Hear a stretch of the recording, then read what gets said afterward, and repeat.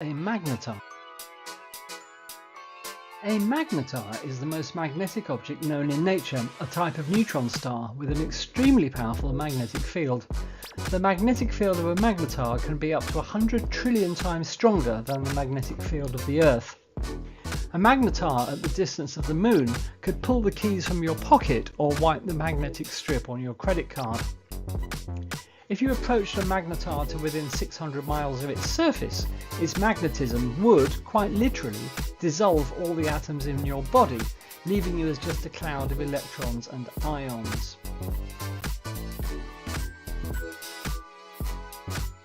Magnetars have distinct properties which distinguish them from other astronomical objects.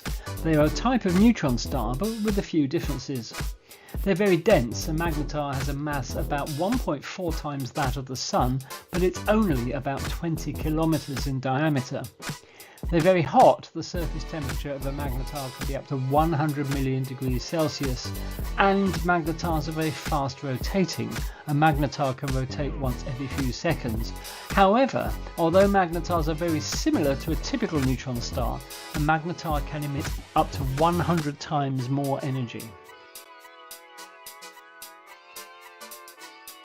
So how do magnetars form? Up until very recently, it was believed that magnetars are the result of a red giant star ending its life in a supernova explosion, leaving behind its ultra-dense core. In other words, a magnetar is a neutron star, much the same as others, but with the addition of an incredible magnetic field. However, recent research seems to suggest that in fact magnetars may not result from red giants at all, but from another, rare type of star.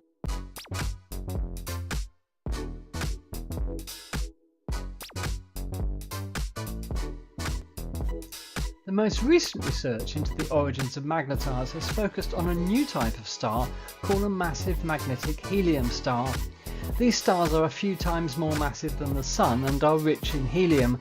They are also thought to have very strong magnetic fields.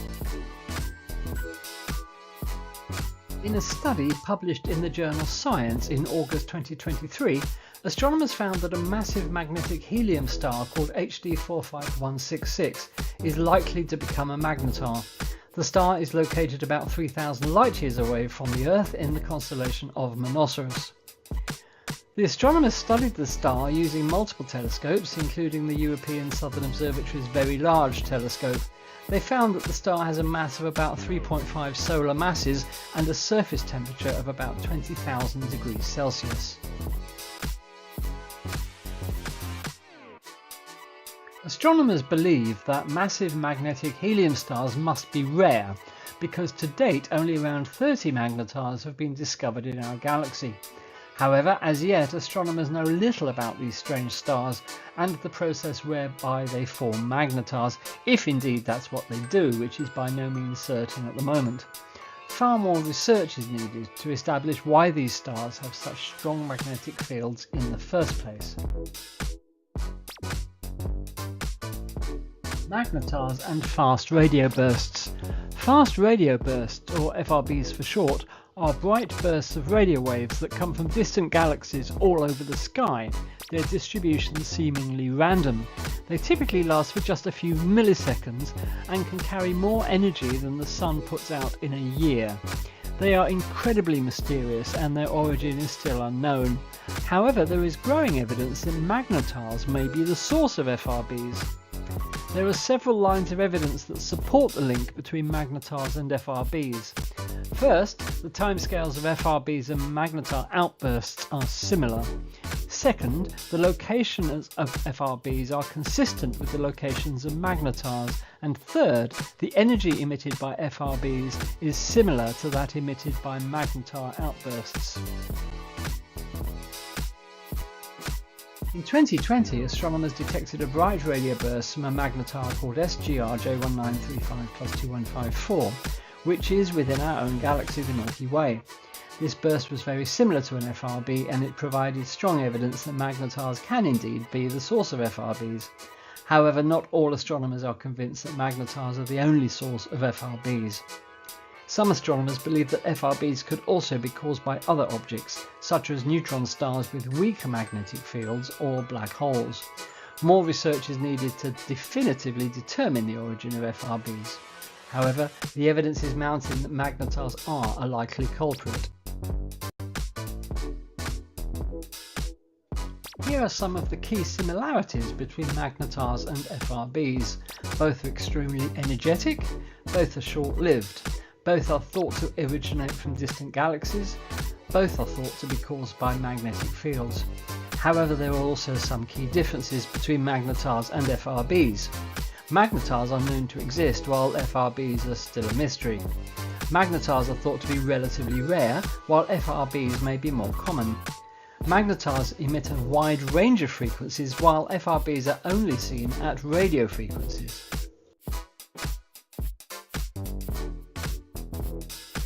The link between magnetars and FRBs is a hot topic of research in astronomy. As more FRBs are discovered and studied, scientists will be able to better understand these mysterious objects and their origins. Well, that brings us to the end of this brief introduction to magnetars, but just to summarise, magnetars are neutron stars with incredibly strong magnetic fields. Their origins are uncertain, but recent studies link them with a new type of star called a massive magnetic helium star. Magnetars may be the source of fast radio bursts, or FRBs, those enigmatic and powerful bursts of radio waves of incredible power seen all over the sky. Much is still unknown about magnetars, but they seem to be very rare animals in the cosmic zoo. Well, we hope you've enjoyed this video about magnetars. Do keep your eyes open for other videos in the Astronomy Basics series from Space Oddities on our YouTube channel. Until the next time, goodbye.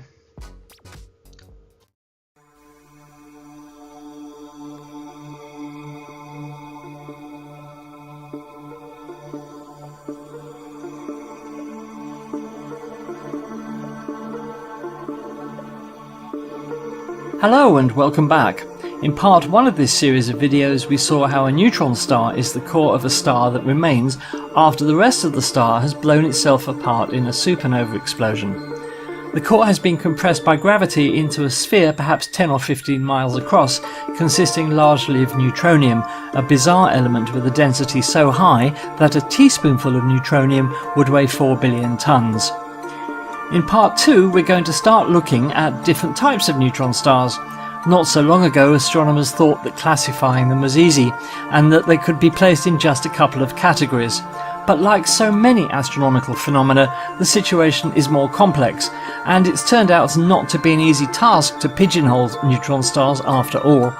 As we're finding out, it seems there is more diversity in neutron stars than we used to think. However they behave, all neutron stars have a few things in common. They are all around the same size, with variations in size accounted for by differences in the original mass of the star which gave birth to them, which is known as the progenitor star. They all rotate, but with huge variations between the slowest rotating and the fastest rotating neutron stars yet discovered. The rotation of a neutron star is so constant, so unchanging, that if you were to use it as a timepiece, it would rival or even exceed the accuracy of the best atomic clocks we can build. And lastly, all neutron stars possess a magnetic field, but again with huge variations in the strength of the field. The first type of neutron star we'll look at is known as a pulsar.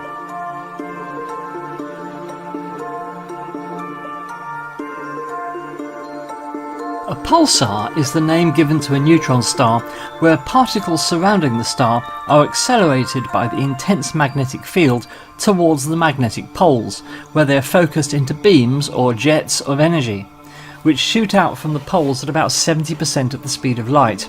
Note that the magnetic poles are often not aligned with the neutron star's axis of rotation, meaning that the jets describe a cone as they sweep round the sky. In other words, they wobble. If the Earth happens to intercept one of these jets, we see a flash.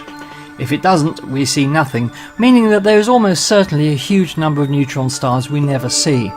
And the only way we can see pulsars is by their flashes. They're far too small, just a few miles across, to see even in the largest telescopes. The vast majority of neutron stars are pulsars, and most of them emit their beams in the form of radio light and are therefore known as radio pulsars, detectable with radio telescopes. However, this is not the whole story. Pulsars can emit visible light, gamma rays and X-rays in the form of jets. It is thought that all pulsars emit these types of radiation when they are young, but over time they lose energy and emit just radio waves. What type of energy we detect from a pulsar is therefore a guide to its age. For example, a typical 10 million year old pulsar will probably just emit radio waves. Let's look at an example. In the year 1054 AD, Chinese astronomers observed what they called a guest star in the heavens. They wrote that it was as bright as Venus and visible in daylight. Accounts vary as to how long this guest star was visible for, but one record states it was visible for a whole year in the sky. Others, however, disagree, citing a much shorter period. The Chinese refer to the object as being below Tianhuan in the sky.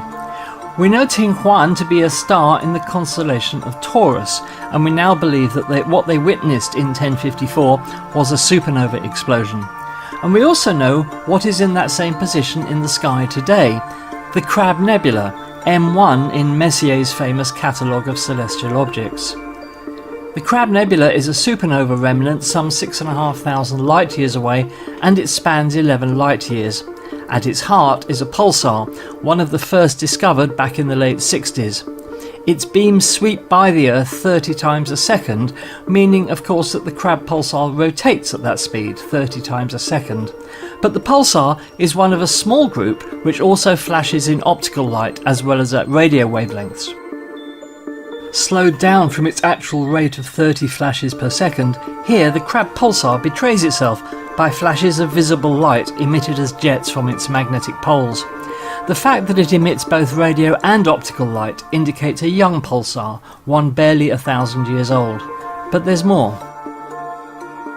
At the heart of the Crab Nebula there are high-energy particles produced by the pulsar that glow in X-ray light. This time-lapse video taken by NASA's Chandra Orbiting X-ray Observatory shows dynamic rings, wisps and jets of matter and antimatter around the pulsar in the Crab Nebula. The time-lapse was made from 7 still X-ray images taken by Chandra between November 2000 and April 2001.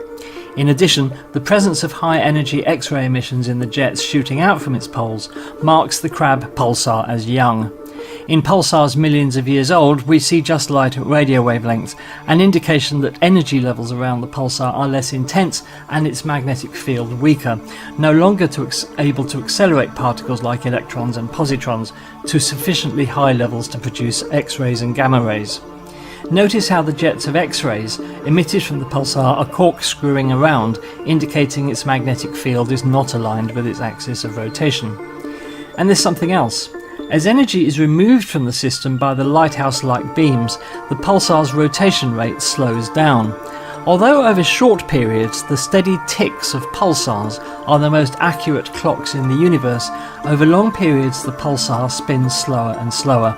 This has actually been measured for some pulsars.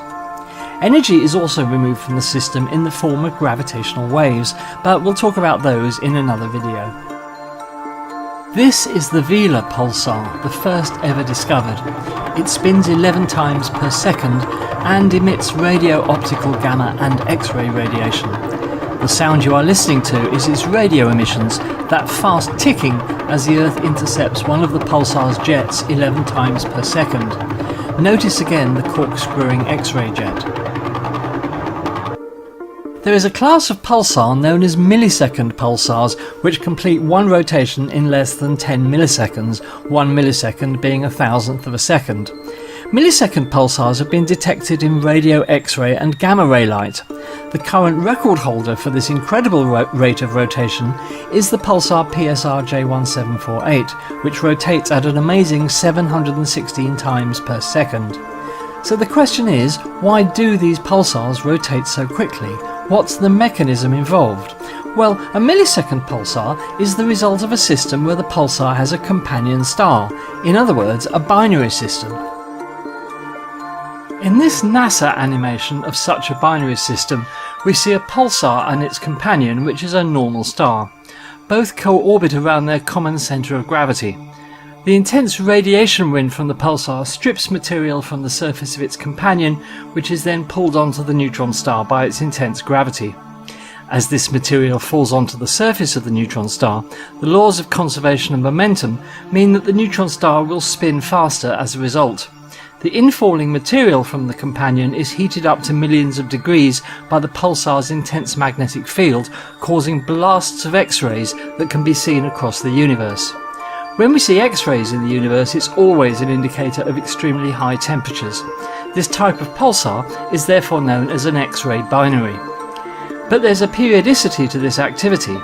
After perhaps a few weeks of intense X-ray emissions, the pulsar's magnetic field reconfigures itself to act like a barrier against the infalling material, which is deflected around the pulsar.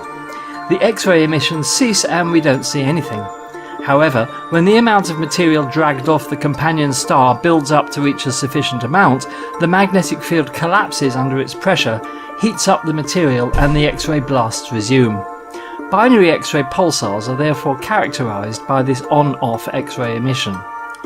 The material continues to fall onto the pulsar, eventually speeding it up to spin once in less than 10 milliseconds. The acceleration of the pulsar's rotation speed does not happen overnight. It occurs gradually over a long period, perhaps as much as 1 billion years. So what is the end of this process? Eventually, the accumulation of material and, more significantly, the intense wind of radiation from the pulsar, which removes material off the surface of its companion to then be consumed, completely destroys its companion star. The first of these binary X-ray pulsars, which eventually totally consume their companion, was discovered in 1988 and was given the rather fitting name of the Black Widow pulsar. It's located roughly 6,500 light-years from the Earth. It orbits with a brown dwarf or a super-Jupiter companion. The pulsar and its companion rotate around each other every 9.2 hours. In 2010, it was estimated that the neutron star's mass was at least 1.66 solar masses and possibly as high as 2.4, making it a candidate for the most massive neutron star yet discovered. The name Black Widow has since become the descriptive name for all pulsars of this type. Around 24 Black Widow pulsars have so far been discovered in our Milky Way galaxy.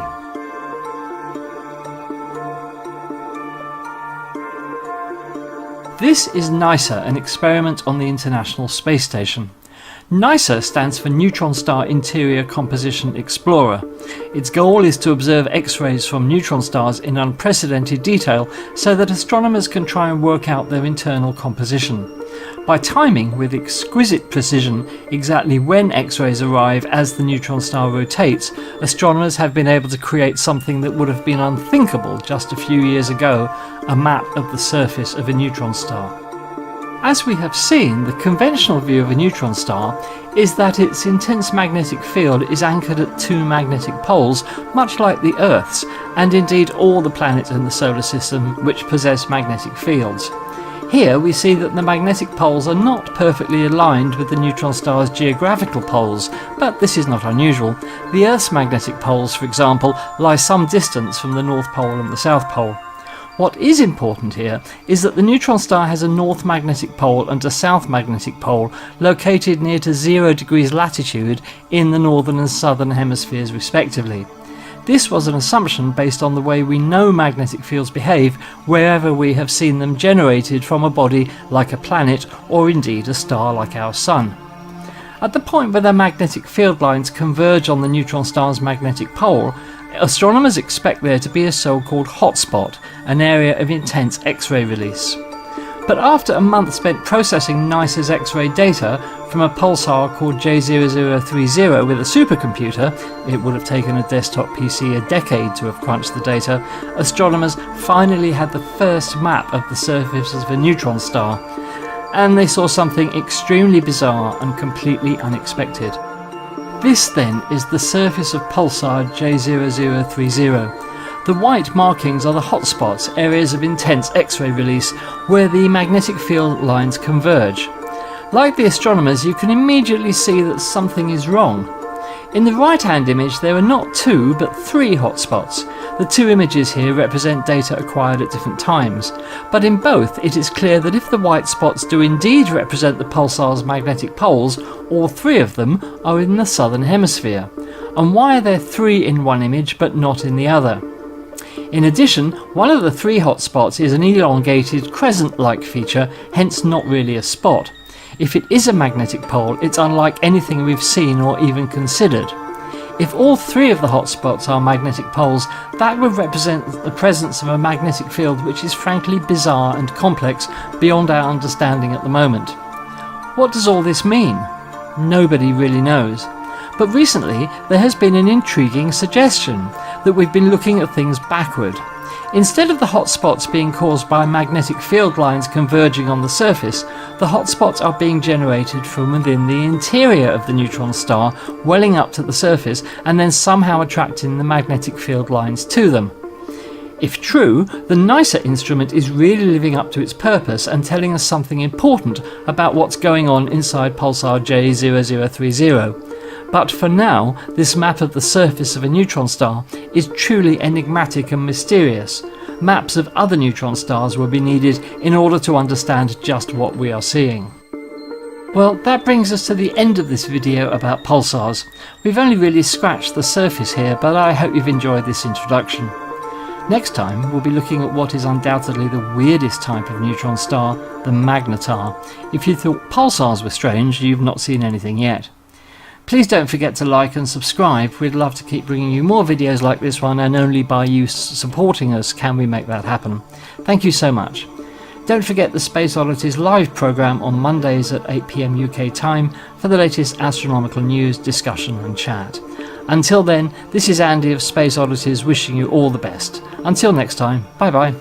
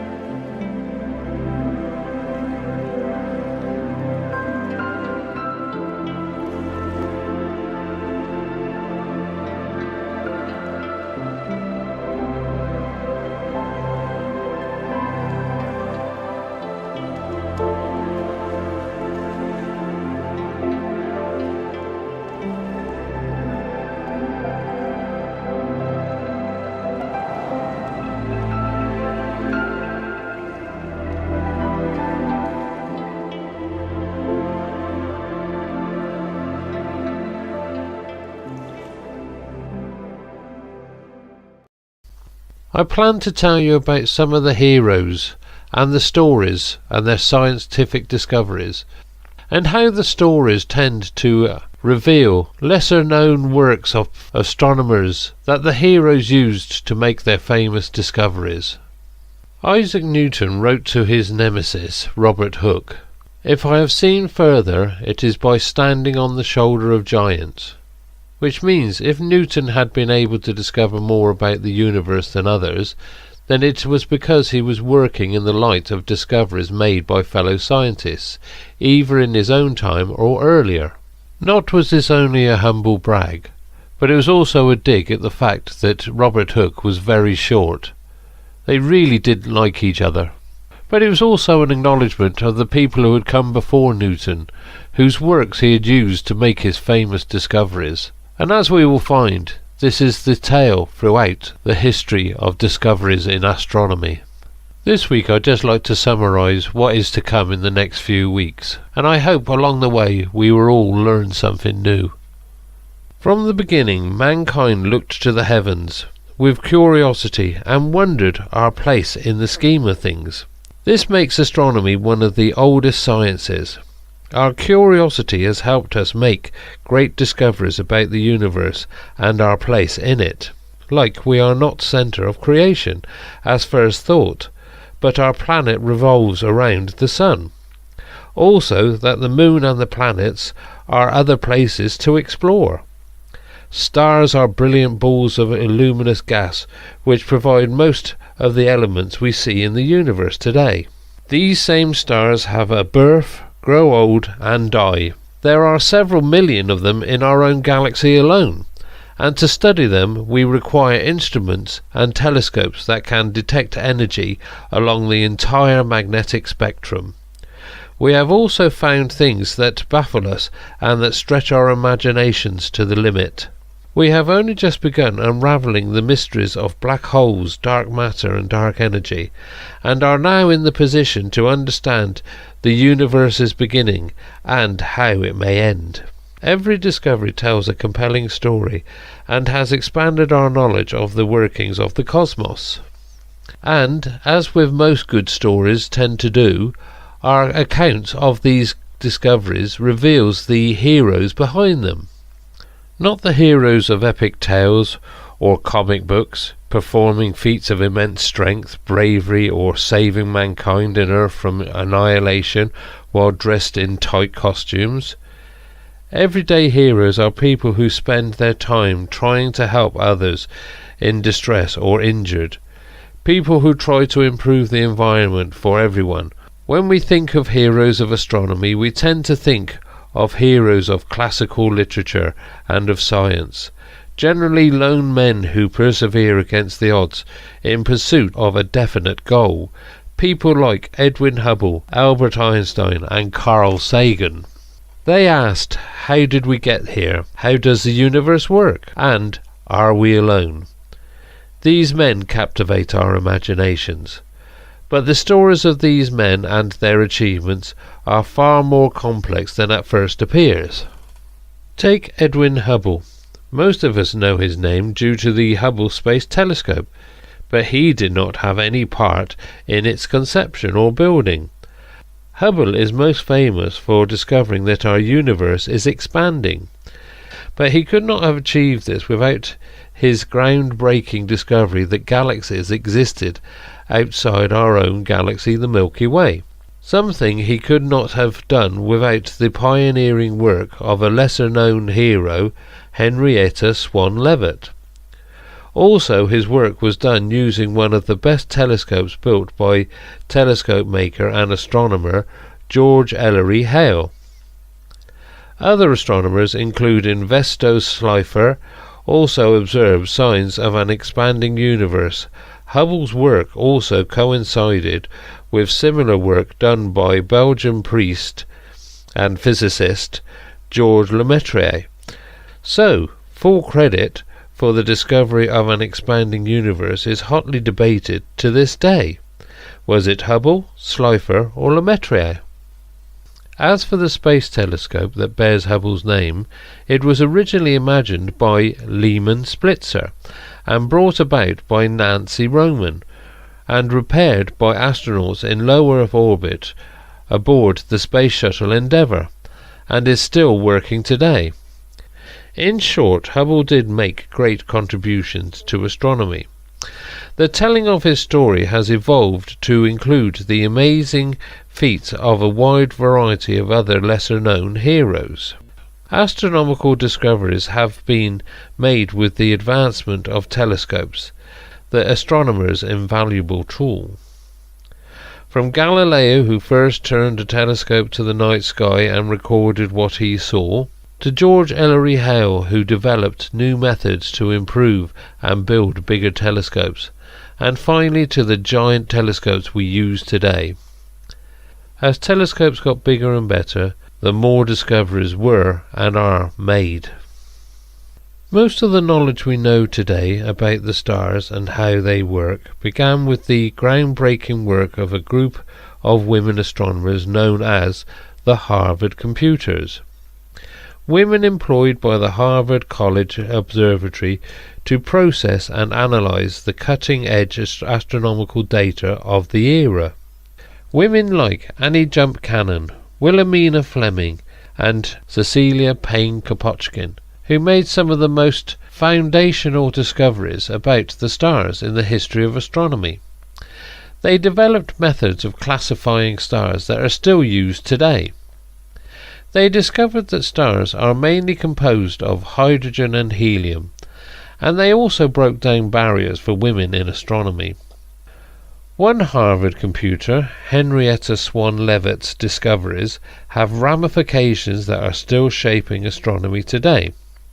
She discovered Cepheid variables, stars whose rate of pulsation is directly correlated to how bright the star appears.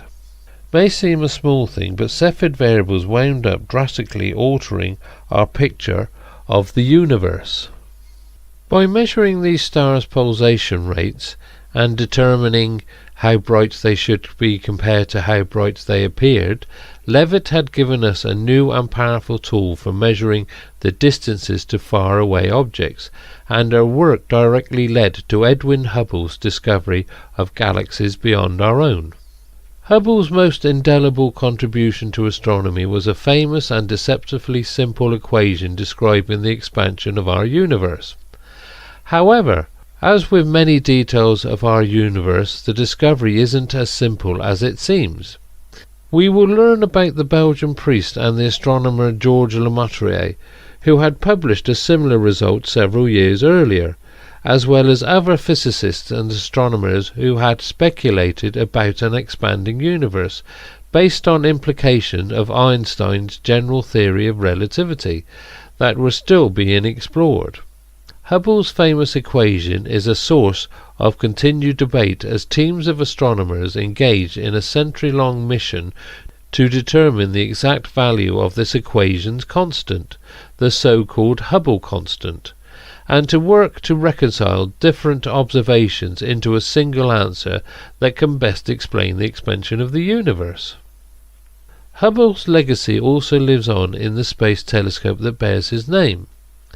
The heroes of the Hubble Space Telescope range from astronomers who dreamed of space telescopes long before humankind even launched its first satellite, to the NASA personnel who tackled daunting scientific and bureaucratic hurdles to make the telescope a reality, to the astronomers who opened and sharpened the telescope's eyes, to the teams of scientists today that have kept the telescope running and making remarkable discoveries for over 30 years.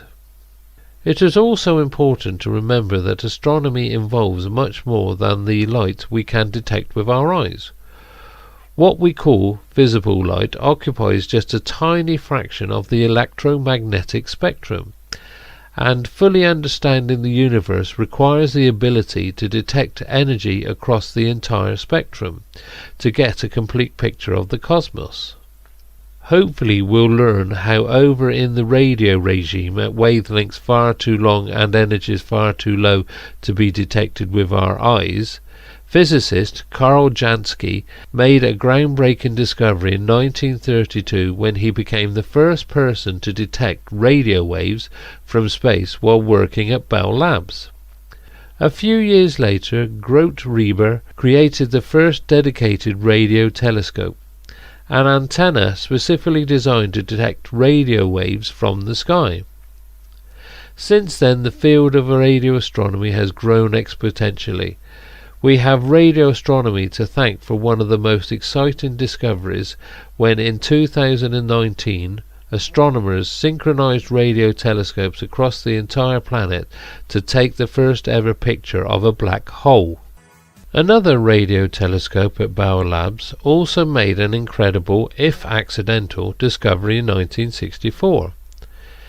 It detected the cosmic microwave background, the faint leftover remnant of the Big Bang, observable as a quiet but persistent hiss in the background of the telescope's data. This radio signal from the birth of the universe led to a Nobel Prize for its discoverers, Arno Penzias and Robert Wilson.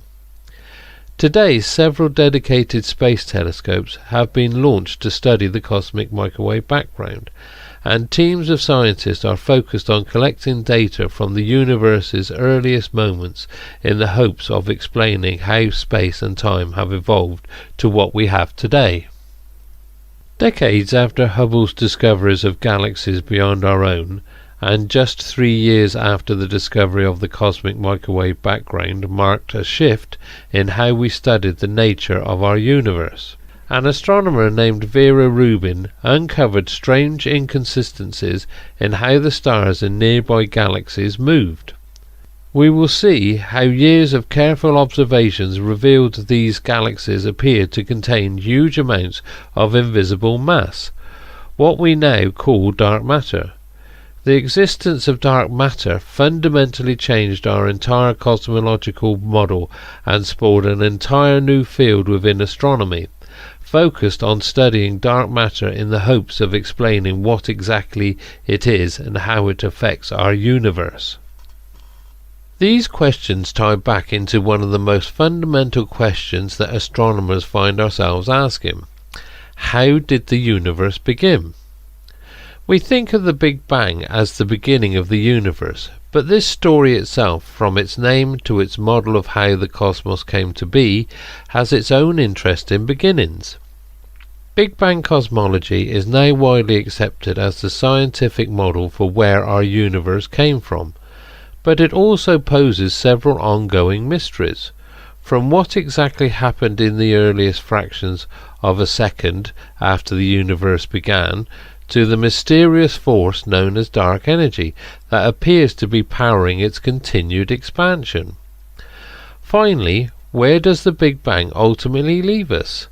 Astronomers are still debating how the universe has evolved, the existence of parallel universes, and how our universe might end. In the second part of our discussion, we'll focus on Albert Einstein.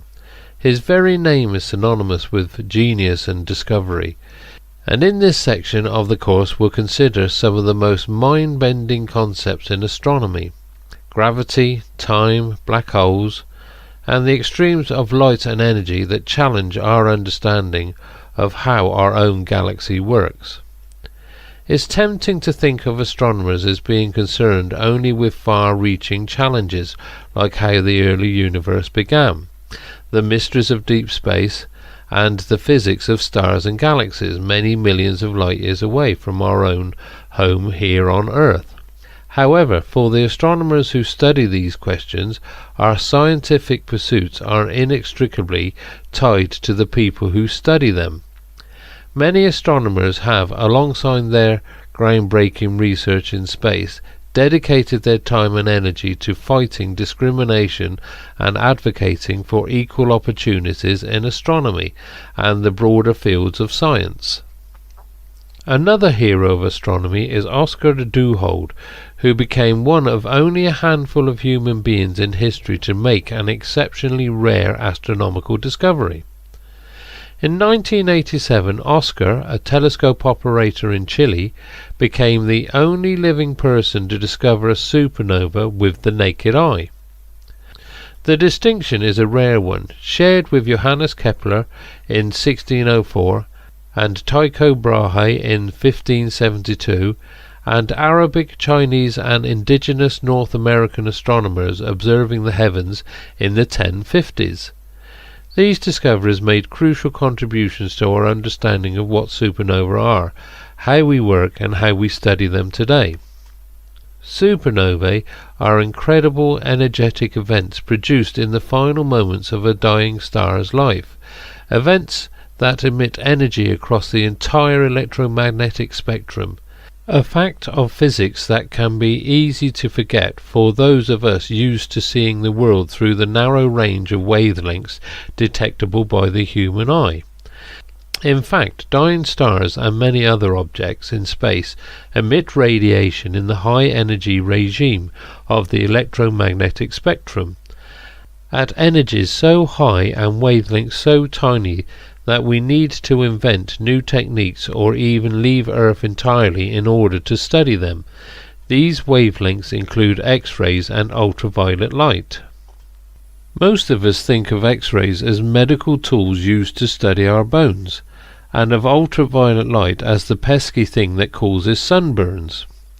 In reality, observing X-ray and ultraviolet light from space can offer a fascinating window into things like newborn stars, enormous black holes, and even the workings of our own sun.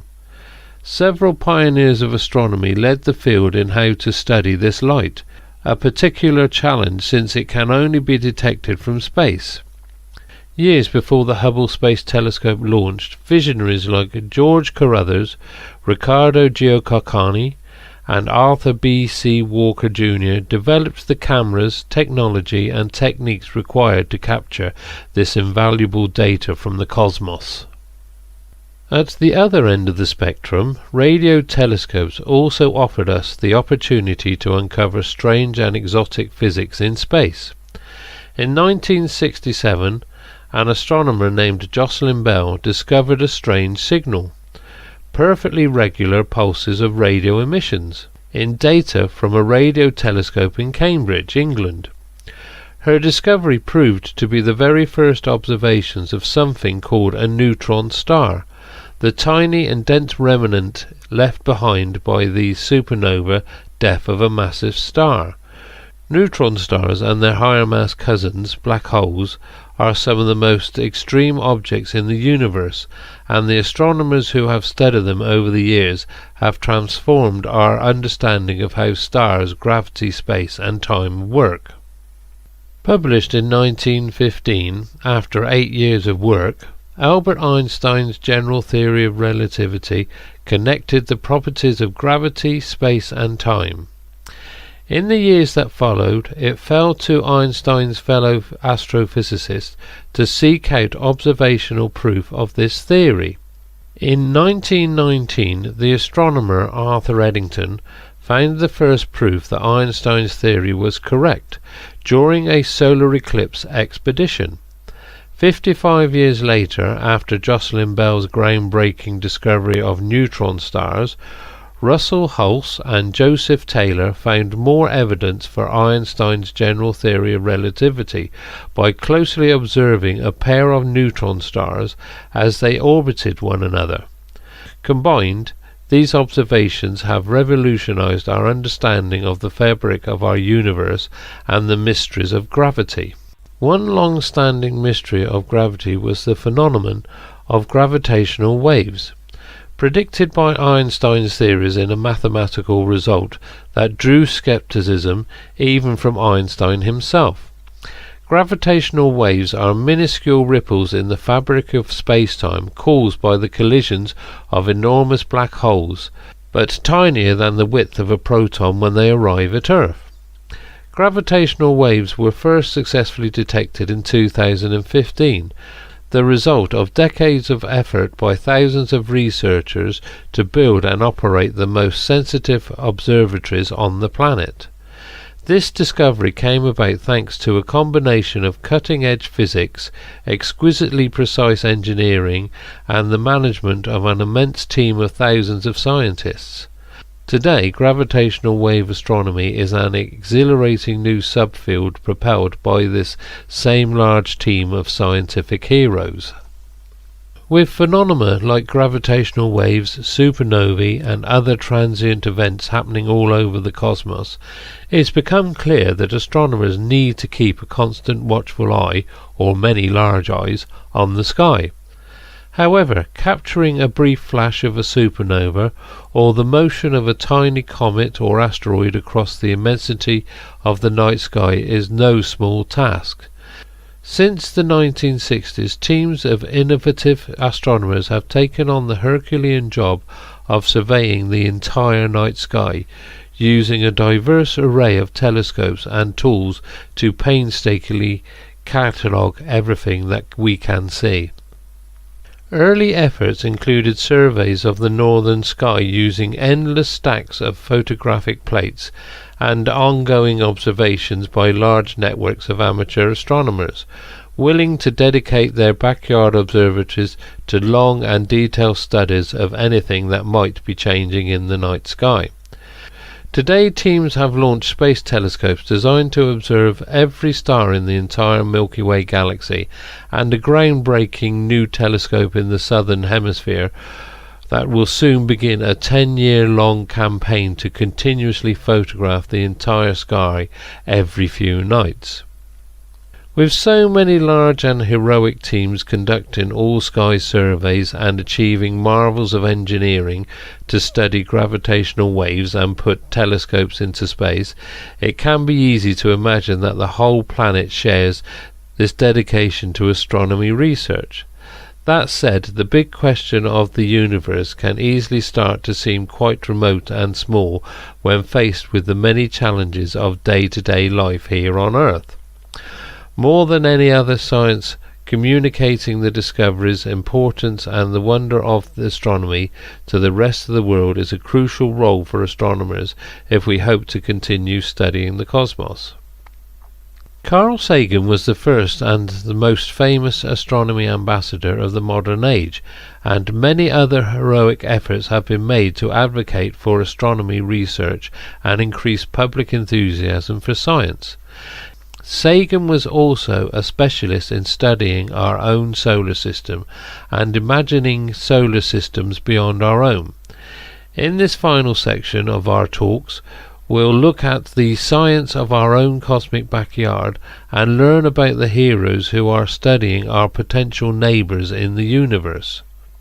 One clear and immediate connection between the mysteries of space and life on Earth are asteroids and comets, the small citizens of our own solar system that might one day come close, perhaps even a bit too close, to our home.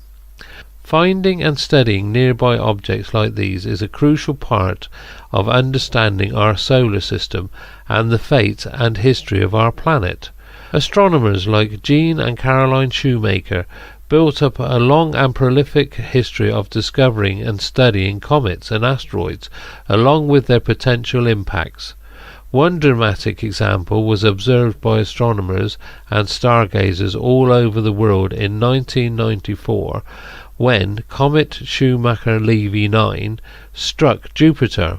More recently, large survey and robotic campaigns have taken up the mantle, with teams of people monitoring the sky, searching for asteroids and comets throughout the solar system, and learning more about these fascinating little members of our solar system along the way. It's hard to talk about small solar system citizens without also thinking of Pluto, our little former knife planet, and wondering what exactly happened to it. The astronomical heroes, or maybe anti-heroes, behind Pluto's journey from discovery to demotion span more than 70 years. In 1930, Clyde Tombaugh discovered Pluto and classified it as the 9th planet in our solar system. In 1960, Julio Fernandez predicted that an enormous and crowded belt of smaller rocky objects should surround the outside of our solar system. just at and beyond Pluto's orbit. In 1992, David Jewett and Jan Liu discovered the first observational evidence of this belt. The research that followed ultimately led to Pluto's demotion from planet status in 2006, along with a significantly expanded picture of our solar system and its outer boundaries. At the heart of our solar system, our own Sun has also been an immense font of information about astronomy and the inner physics of stars. Solar physicists have used enormous tanks of liquid to detect neutrinos, tiny subatomic particles that emerge from the Sun's core and act as minuscule ambassadors from the immensely hot and dense heart of a star. Astronomers have also been mounting heroic solar eclipse expeditions, with observations carried out in some of the most remote corners of the globe to study gravity, magnetism, and the Sun's evolution. This fascinating array of techniques and creative ideas has allowed us to harness the scientific power of our closest stellar neighbour. For years, astronomers imagined other stars like our Sun potentially hosting other distant solar systems. In 1992, these imaginings became a reality. Alexander Wolszczan and Dale Frail announced the first discovery of 2 exoplanets, or planets orbiting another star.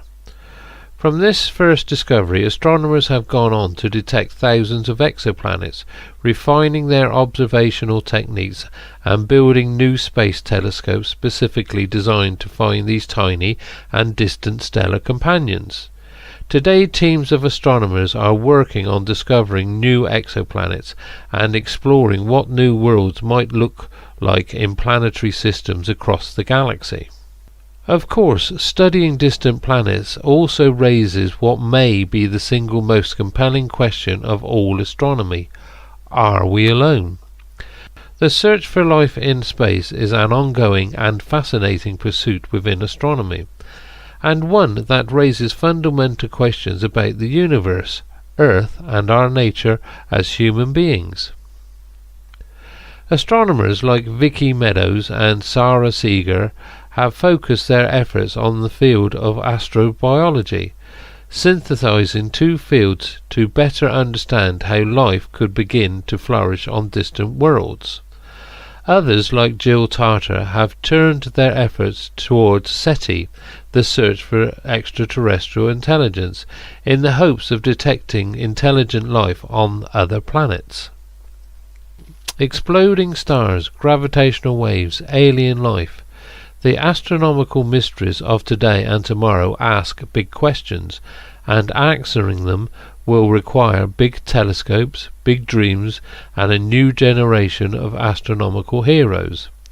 In the next decades, enormous new ground and space-based telescopes will begin operating.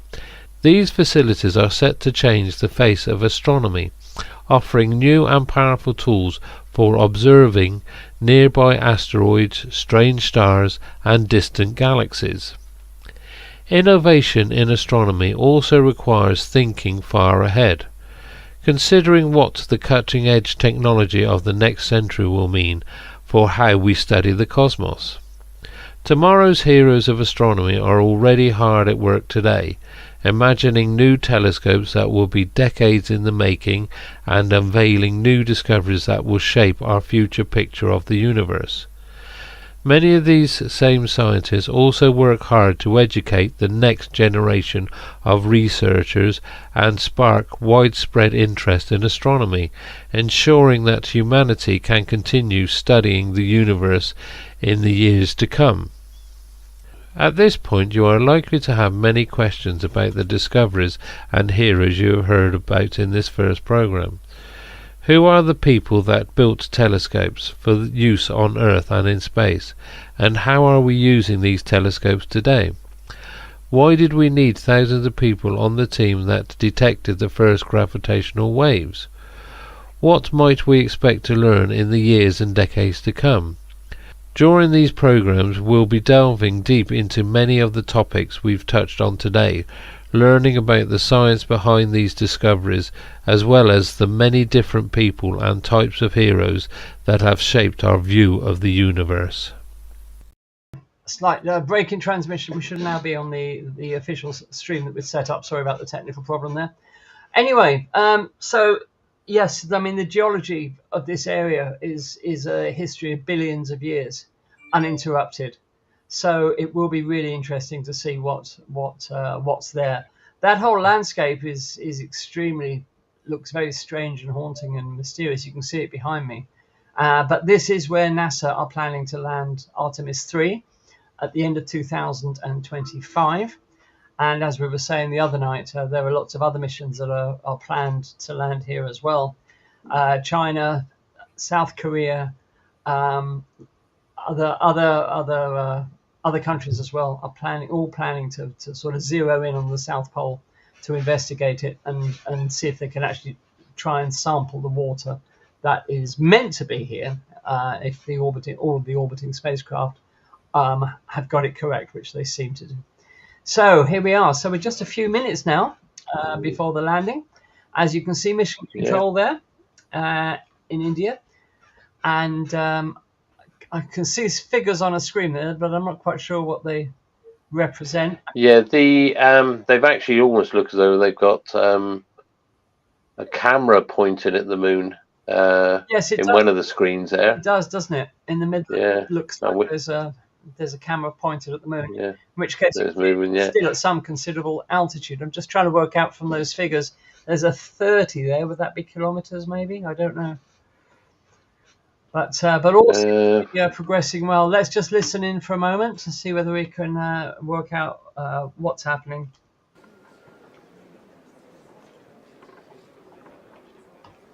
Nothing much going on at the moment. Oh, they're clapping something. जी हाँ, अब हम देख सकते हैं rough breaking phase की शुरुआत हो चुकी है.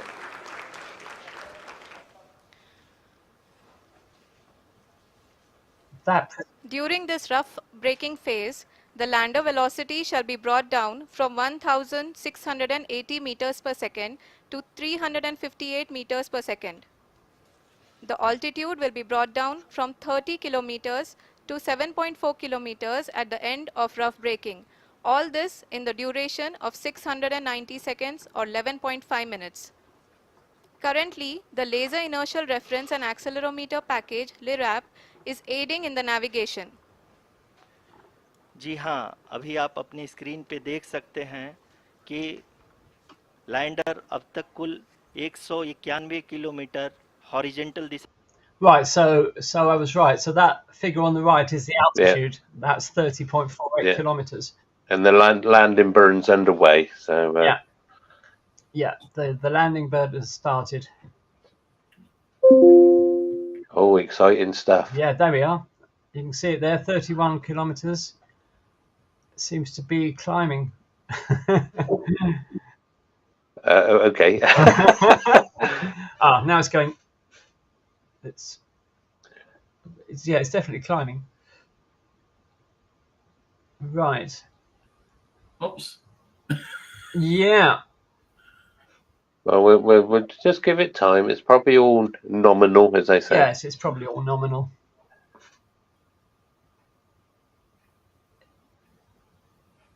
So, well, it has survived this far, which in itself is a great achievement. Yeah, well, it's been quite a long project because it launched. When did it launch? Was it the 14th of July? Yes, it was the 14th. Yeah, it launched on the 14th of July. It entered translunar injection was on the 31st of July. So it'd been round, already for quite a long time. It took it a while getting there. And then since then it went into a very large elliptical orbit. And since then it's been performing lots of maneuvers, bringing it closer and closer to the, I was going to say the sun, the moon, so till we got to this position today.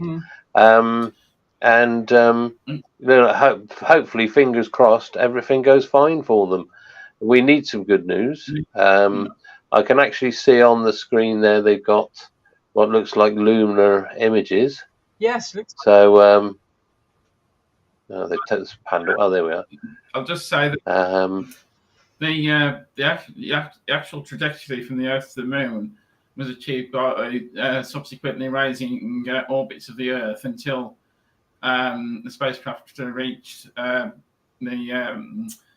gravity of the Moon influence and the influence of the gravity of the Moon, and then slowly did more orbits of the Moon to get down to the position where they needed to be to do the landing burn. So it was all done through different, raising and lowering orbits, basically.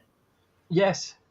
Yeah, because that took 10 days. Exactly. It did five individual maneuvers, slowly, as you said, Michael, raising its orbit before it actually left the Earth's gravity on its way to the Moon. So yeah. So it's I suppose you could say it's an efficient way, but in fuel wise, if you like, but not in time. Yeah, it's definitely coming down now. Yeah, you can see that now, coming down quite nicely. Yeah. With the horizontal velocity decreasing. Yeah. And the vertical velocity, of course, increasing as it descends. Yeah. That's in meters per second. Yes. So it's moving at quite a bit of a speed at the moment. Yeah, absolutely. But, if you look at the graph, it's about to start the real descent. I like the way on that image just then it said rough breaking. Yeah. It's like it's thrown out an anchor or something. Yeah.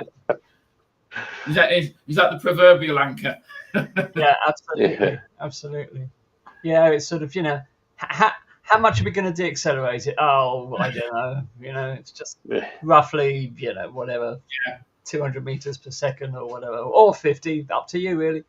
So, rough braking. But that lovely image on the left of the approaching moon. Oh, yeah. That's lovely, isn't it? Yeah, that's nice. Very reminiscent of... Nice to see. Nice to see. Very, very reminiscent of Apollo, isn't it? Isn't it just? Yeah.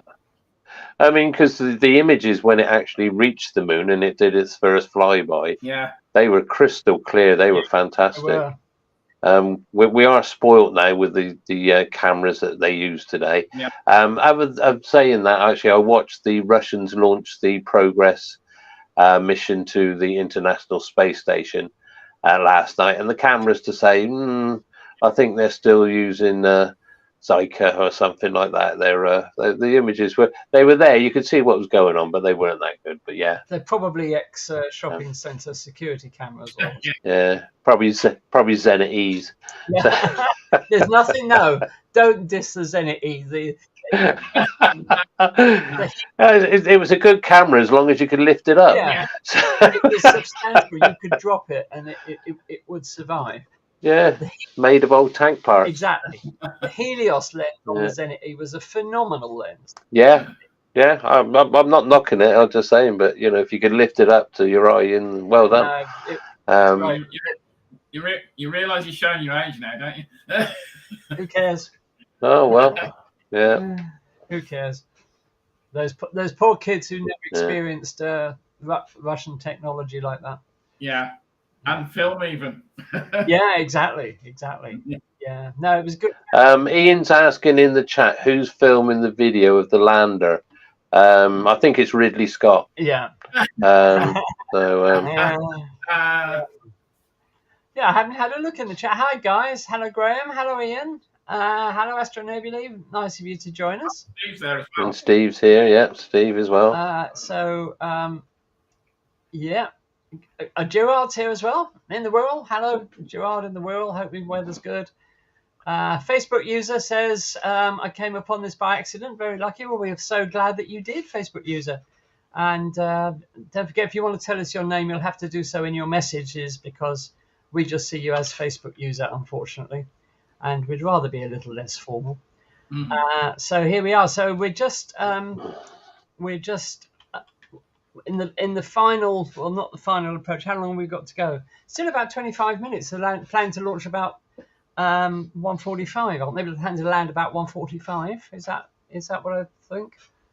Landing, touchdown is in 16 minutes. Yeah, 16 minutes. So it says here, but yeah, that could be out of date actually, because I think my thing's frozen. So that's enough. Roger says he can't use his telescope from Sparkford as moonrise is still 30 minutes away. Yeah. Yeah, very good.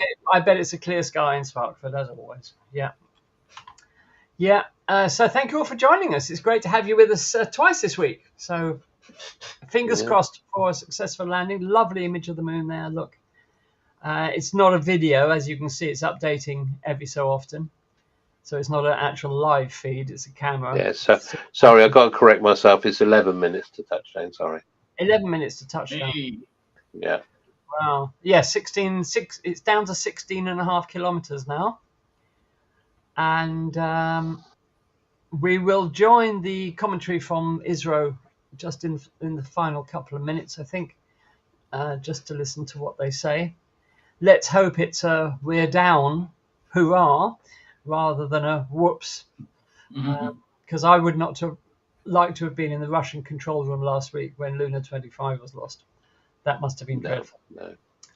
So, but, I mean, I'm not. It probably wasn't, but the whole thing seemed to be quite rushed. Yes. I don't know. It's very, very sad. Those people have put a lot of work into that. And space is one of these. No matter what the geopolitics is happening in this world, but space is one place where everybody comes together. So, it's one of these things that it can bring people together. Geopolitics put aside, and so we like I said, we are sad for what actually happened. We want people to succeed. So we do. Yeah. And the other thing is, of course, what actually happened with the with Luna 25 was that they fired its engine to put them into the final configuration of orbit, if you like, before landing. And the main engine should have fired for 84 seconds, and it actually fired for 157. That's what actually happened. And they couldn't turn the main engine off. So when they did get it off, it had accelerated the spacecraft and accelerated it towards the surface of the moon. Yeah. Very sad. I don't know what you're posting, Michael, but I've got to review your message, so better not be naughty. Never. Right. So let's now join the Indian Space Research Organisation. Let's listen to the last few minutes of their commentary. Yes, we are privileged to have with us Honorable Prime Minister of India, Shri Narendra Modi ji, who has joined us from South Africa's Johannesburg to encourage us. Well, that's nice. Yeah. जी हाँ, आप ये देख सकते हैं altitude hold face भी बहुत ही आसानी से लैंडर फेस ने पार कर लिया है और अब फाइन ब्रेकिंग की शुरुआत हो चुकी है। अभी हम ये देख सकते हैं कि लैंडर की ऊंचाई लगभग 5.6 किलोमीटर है, जो कि इस फेस के उपरांत लगभग 800 मीटर हो जाएगी। Okay. Right. We can hear from the mission operations team that the sensors are performing nominally, and we are currently in the midst of the fine braking phase, which is going to continue for 3 minutes, and the altitude is going to be reduced to nearly 800 meters at the end of this phase. Gosh. जी हाँ, Crucial जैसा कि time. Arushi जी ने बताया कि लगभग 3 minute के उपरांत lander की हाइट लगभग 800 मीटर वर्टिकली होगी और यहाँ पे लैंडर की horizontal velocity, vertical velocity, even down range भी लगभग लगभग शून्य होगा.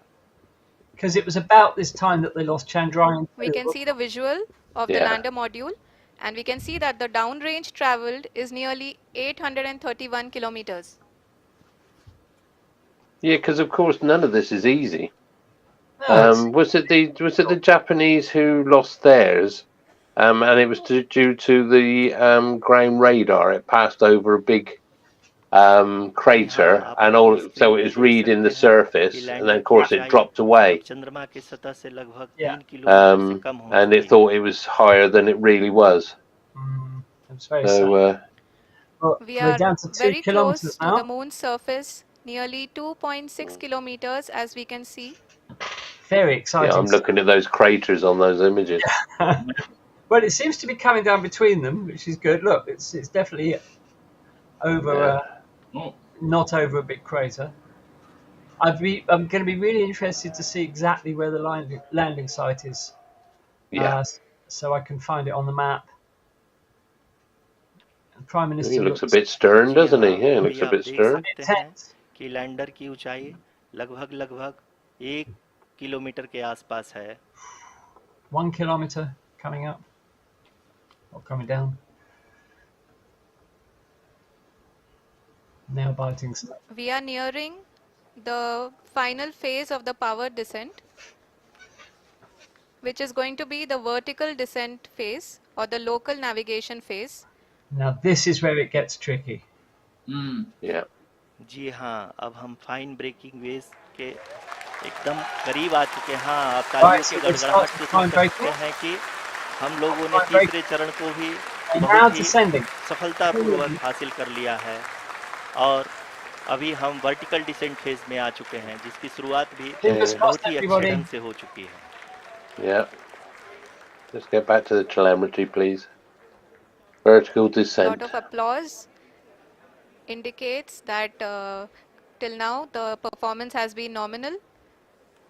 We are in the vertical descent phase 1. The altitude is being brought down from 800 meters and we are nearing and approaching the lunar surface. जी, आप अपनी screen पे देख सकते हैं कि लैंडर का हाइट लगातार कम होता जा रहा है. इस समय हम लैंडिंग साइट के जस्ट ऊपर हैं और इस समय इसकी ऊंचाई लगभग लगभग 600 मीटर के आसपास है. Come on, let's see the altitude. इस फेज के दौरान लगभग 150 मीटर के ऊंचाई पे पहुंचने के बाद लैंडर अगेन लगभग 20 से 22 सेकंड के लिए हॉवरिंग करेगा. I think that image on the left looks about. We are above the landing site. The horizontal as well as the vertical velocity is now being constantly reduced. And the lander module has begun its descent towards the landing site. It's only 8 meters a second now, vertical. Yeah. So.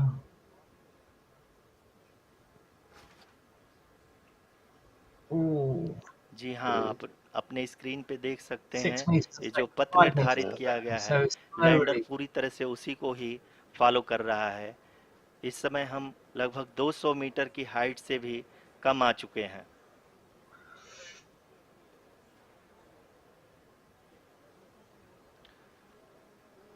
अब हम ये देख सकते हैं कि हम लगभग लगभग 150 मीटर की ऊंचाई पे हैं चंद्रमा के सतह से. That's not looking good. The vertical velocity is dropping off.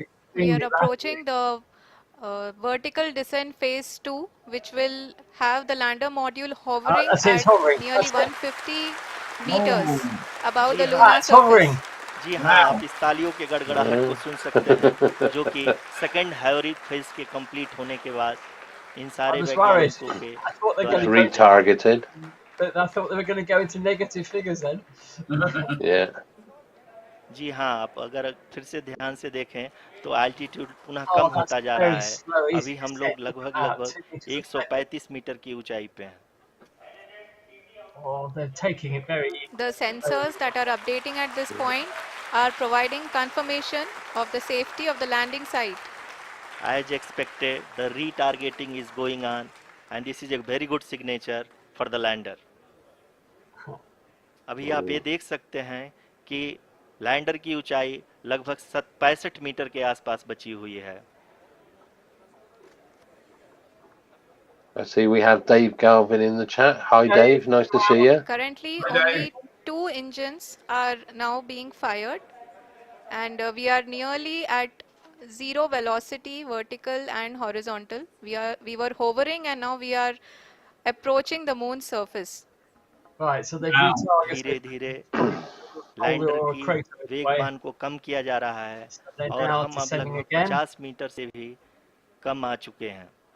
Very, very nice manoeuvres being carried out here.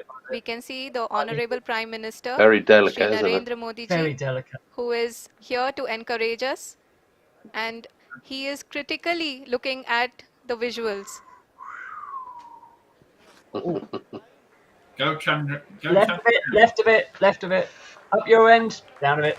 जी हाँ, It's आप there. अपनी स्क्रीन पे देख सकते हैं It's there. कि हम lander module India have successfully landed at the south pole of the moon. People are applauding.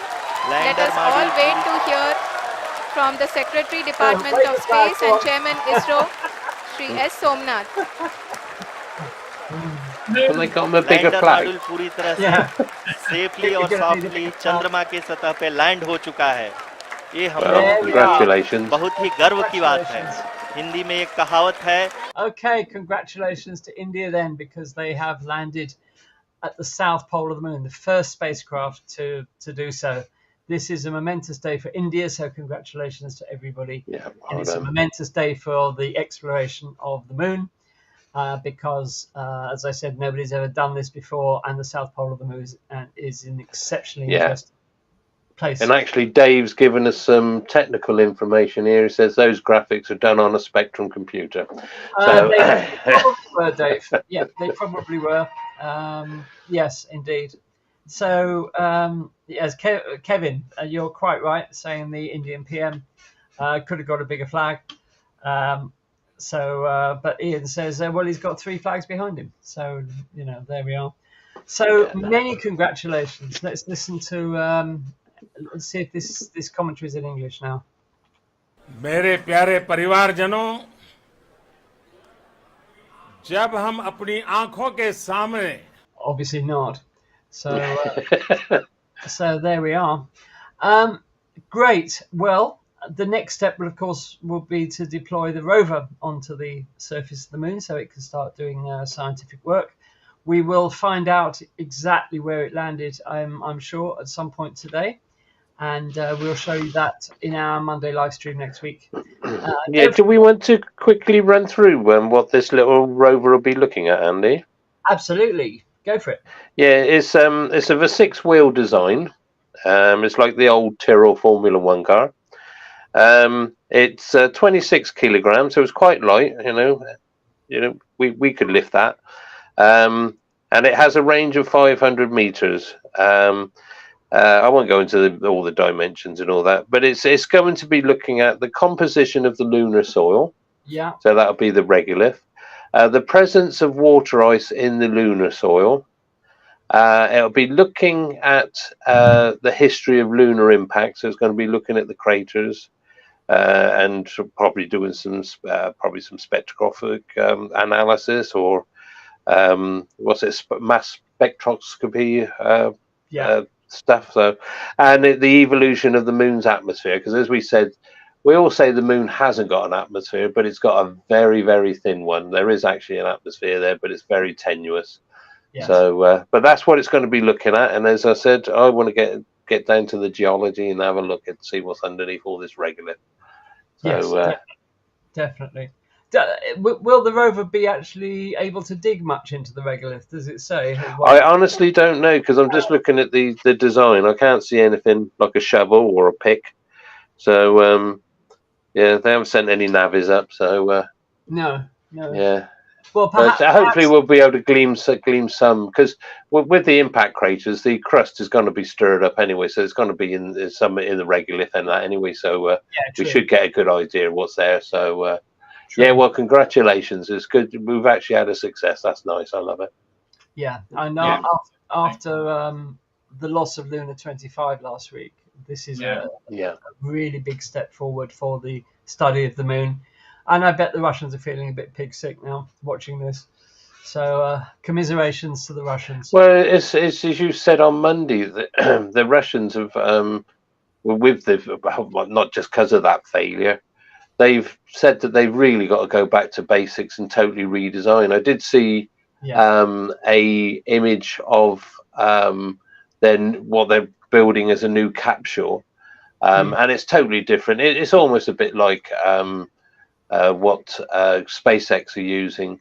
It's a far more modern design because, of course, when the fairing comes off of the actual rockets, you've got that big round bulbous thing, which is the cabin.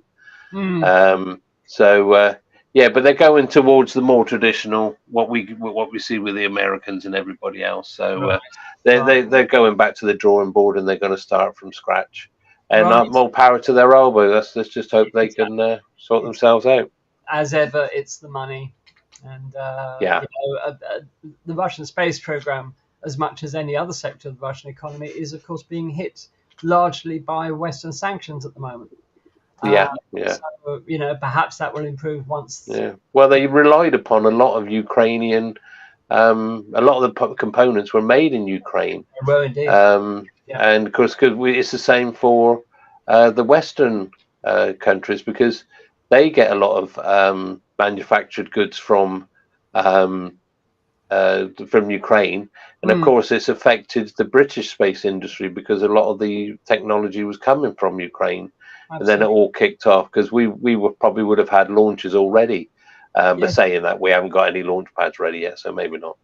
But yeah, so it's if we can get ourselves sorted out, then hopefully we'll be launching soon. But we've got a lot of exciting times to come. We've got a lot of exciting times, and we'll cover them all here on Space Oddities for you, of course. So let's just have one final listen to the commentary to see if there's anything happening in English, whether there's an interpreter. Just give me 1 second and we will find out.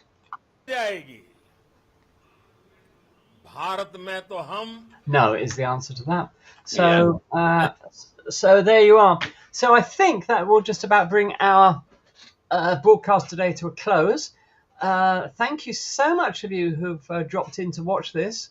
I see we've got 39 people watching at the moment, so that's very good of everybody to watch. Yeah, for a Wednesday afternoon. For a Wednesday afternoon, that's wonderful. Next Monday we have as a very special guest the astronaut Scott Poteet, who is the pilot of the upcoming Polaris Dawn mission, which is due to launch no earlier than last quarter this year. An exceptionally pioneering, innovative space mission. Find out all about it on Monday when Scott joins us. If you have any questions for him, of course, you're more than welcome to ask.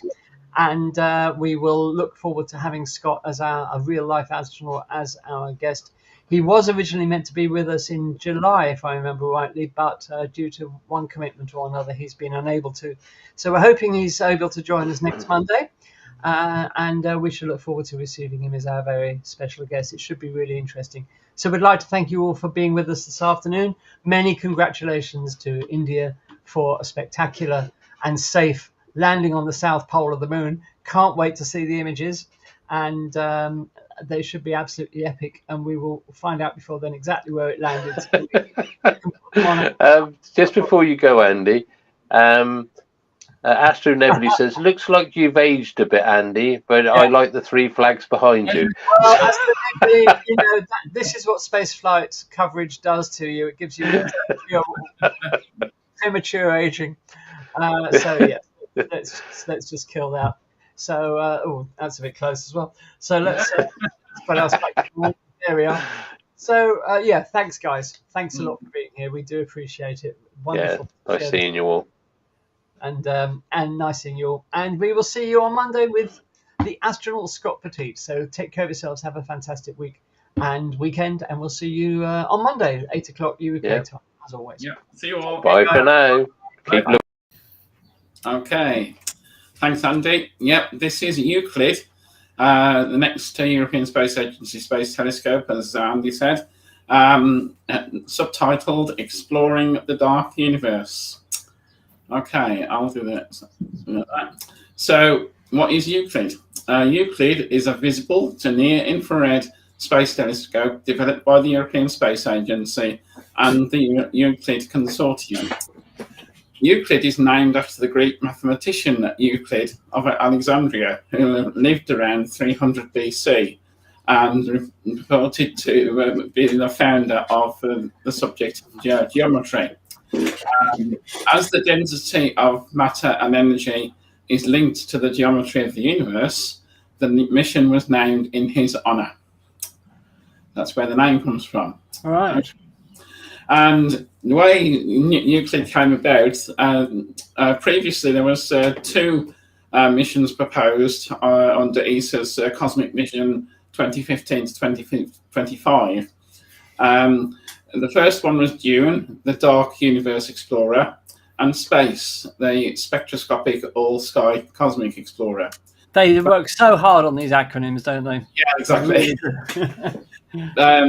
Both missions proposed complementary techniques to measure the geometry of the universe, and after an assessment study phase, a combined mission resulted.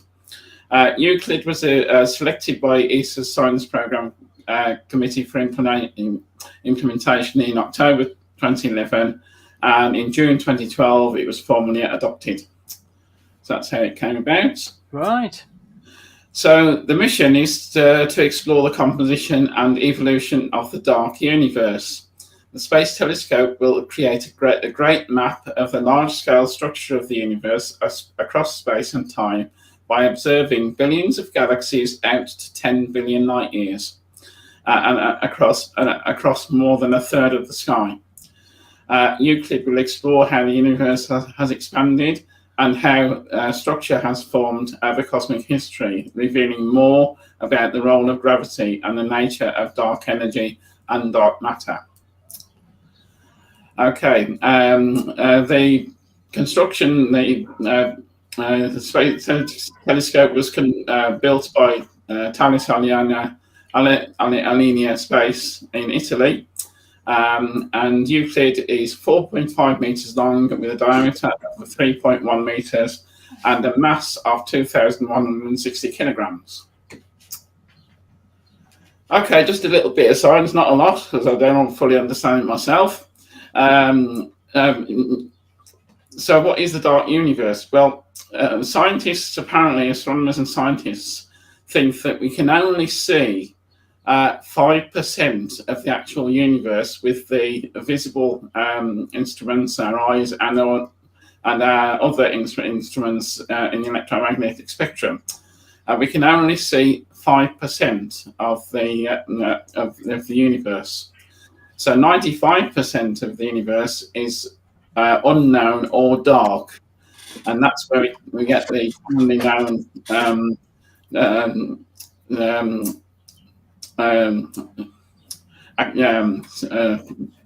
sorry about that. Commonly known as dark matter and dark energy. That's where we get that from. Okay. So 5 mysteries Euclid will help solve.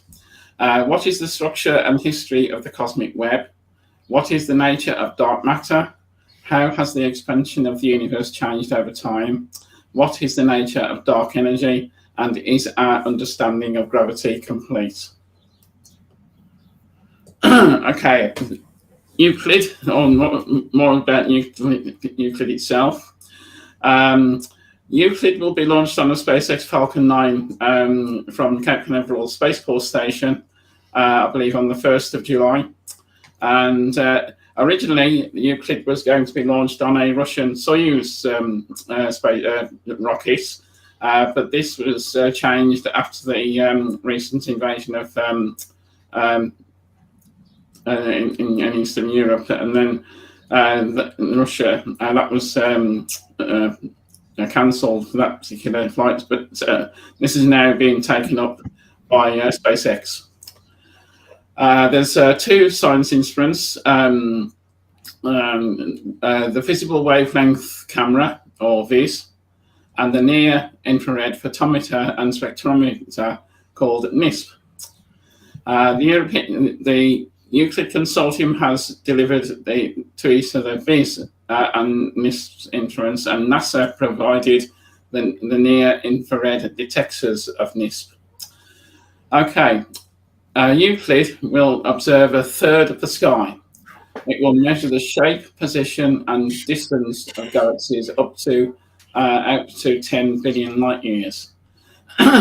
It will create the largest, most accurate 3D map of the universe ever produced. Okay, so Euclid will address two core themes of the ESA's Cosmic Vision 2015-2025. What are the fundamental physical laws of the universe? How did the universe originate, and what is it made of? Okay.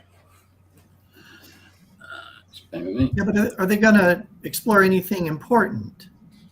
Those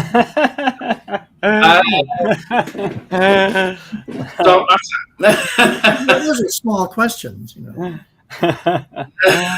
Get real. Yeah. Okay. Right.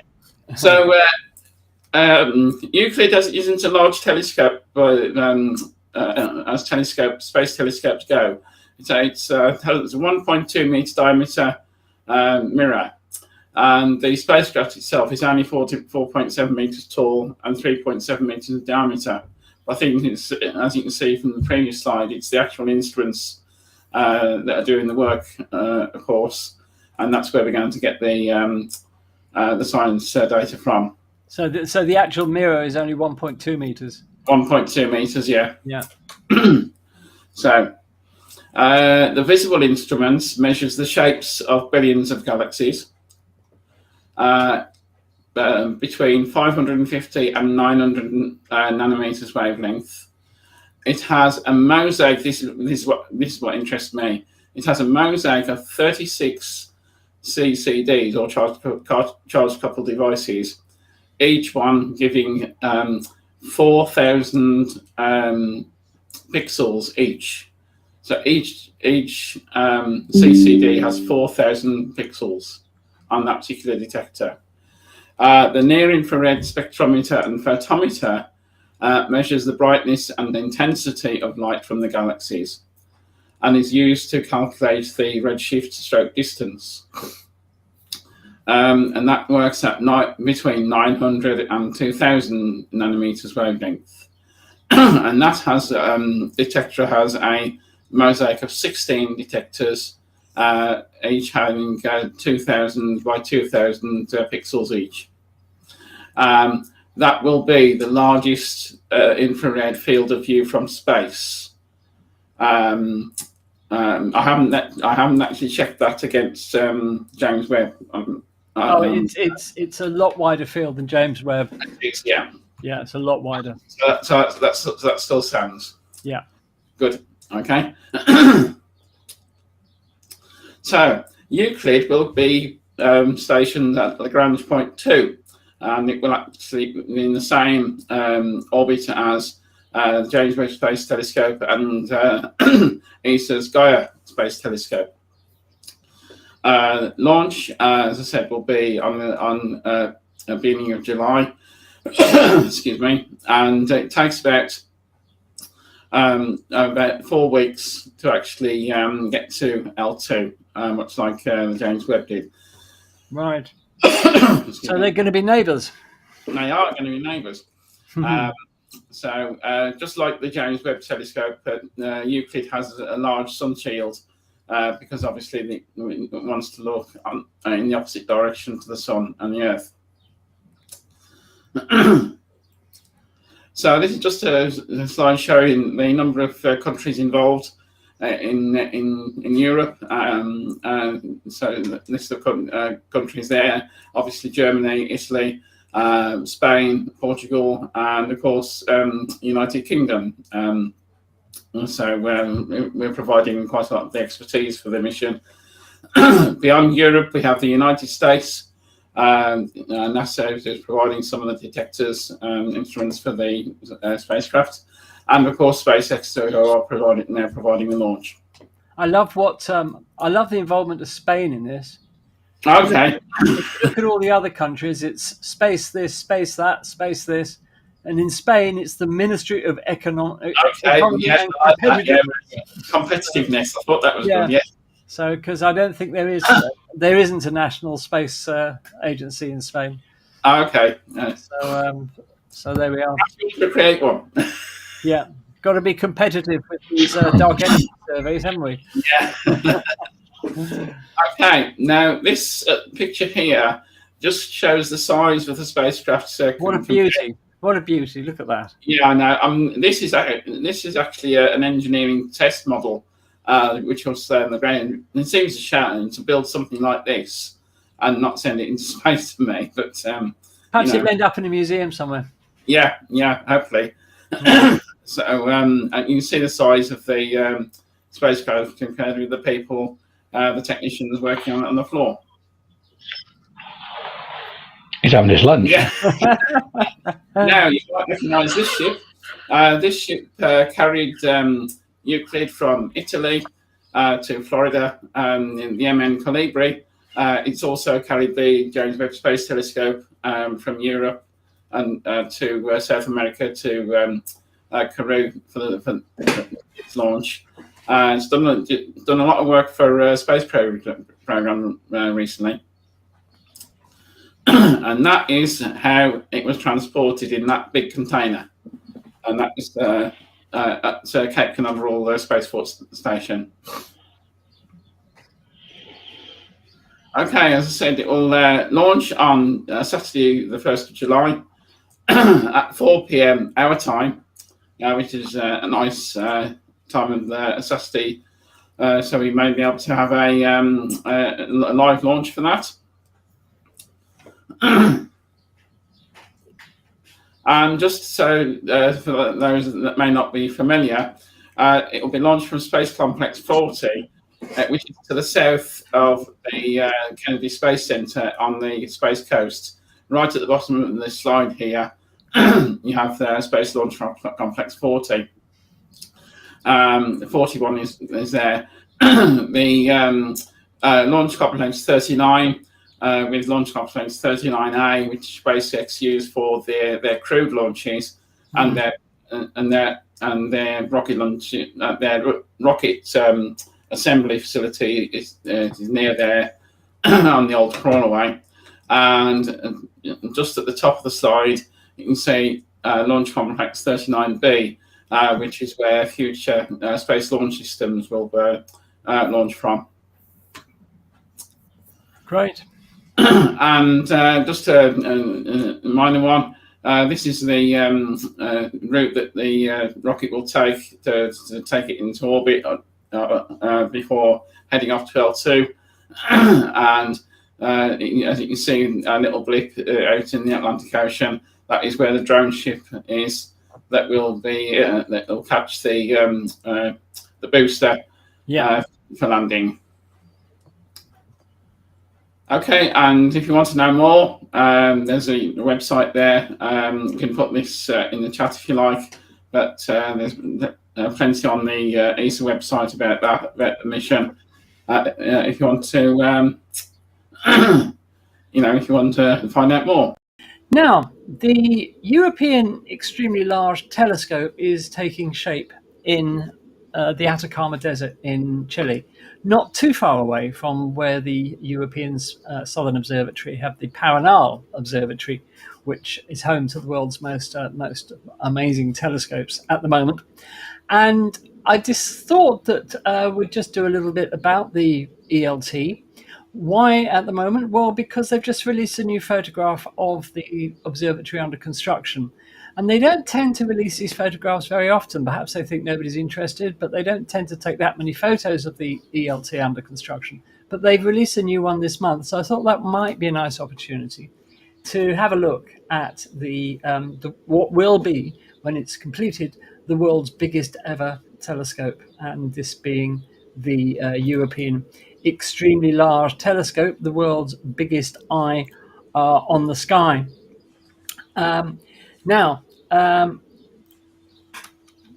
I said, it's being built in the Atacama Desert in Chile, and it's billed by the European Southern Observatory as a dazzling new future, and it's being built at Cerro Amazonas in Chile. And just to let you know where it is, that's the Paranal Observatory. There, you can just see the domes on top of the mountain there, and this is what it looks like. There's the famous Paranal Observatory, and Amazonas is just, well, not a stone's throw, but it's not that far away. So this will be where the ELT will be, is being built at the moment. Now, just a bit of data about this telescope. It has a main mirror of 39 meters. Originally, the mirror was going to be 42 meters, but Europe discovered that if they dispensed with the outer ring of the mirror segments, because there are currently 798 mirror segments in the main mirror, if they did away with the outer ring of segments and cut the diameter of the mirror from 42 down to 39 meters, they could save nearly €1 billion. So that's what they decided to do. As it stands, the telescope has a collecting area of 978 square meters. Now, all of those 798 mirror segments have to be aligned absolutely perfectly. The tolerance to which they have to be aligned is tens of nanometers, 10,000 times thinner than a human hair across the whole of the mirror. So that is an unbelievable accuracy that they have to achieve. And they have 4,608 sensors across the mirror measuring the relative positions of those segments and correcting them in real time if any get out of alignment. And the primary mirror weighs 132 tons. It's made of a glass ceramic compound called Zero Dura, and the total weight of all the mirrors is 140 tons. So this is a huge project that Europe has undertaken to build the world's biggest telescope. Now, let's have a look at the science goals of the telescope. Firstly, it's going to be used for imaging exoplanets directly and analyzing their atmospheres. And this has never been possible with an earthbound telescope before, but the exquisite light gathering power of the ELT will be enough to enable it to see exoplanets directly and analyze their atmospheres, much as the James Webb is doing at the moment with some of the exoplanets, as we were hearing recently from Roger about the TRAPPIST system. And this is the first time in history that technology of an earthbound telescope has been able to do this. The whole telescope is reckoned to have a resolution 15 times greater than the Hubble Space Telescope. So it just goes to show that putting telescopes in space is a great idea, but the technology for ground-based telescopes has caught up so much that the ELT will have an expected 15 times the resolution of the Hubble Space Telescope, and thus enable it to look at exoplanets directly. In terms of the solar system, well, it's going to be doing extensive survey work in the solar system and probing, among other things, the Kuiper Belt, other rocky objects, and it's going to enable us to see objects in the solar system with a telescope in far greater detail than we've ever managed to see before. The observation of stars is going to be important as well. The ELT will embark on a program of helping us to understand more about the birth, life, and death of stars, and also the link between the evolution of stars and the elusive dark matter. And that hopefully will enable us to answer some fundamental questions. Talking of dark matter, the ELT will also be used to find or identify what the dark matter is. I won't say find, because we know exactly where the dark matter is, but we don't know what it is.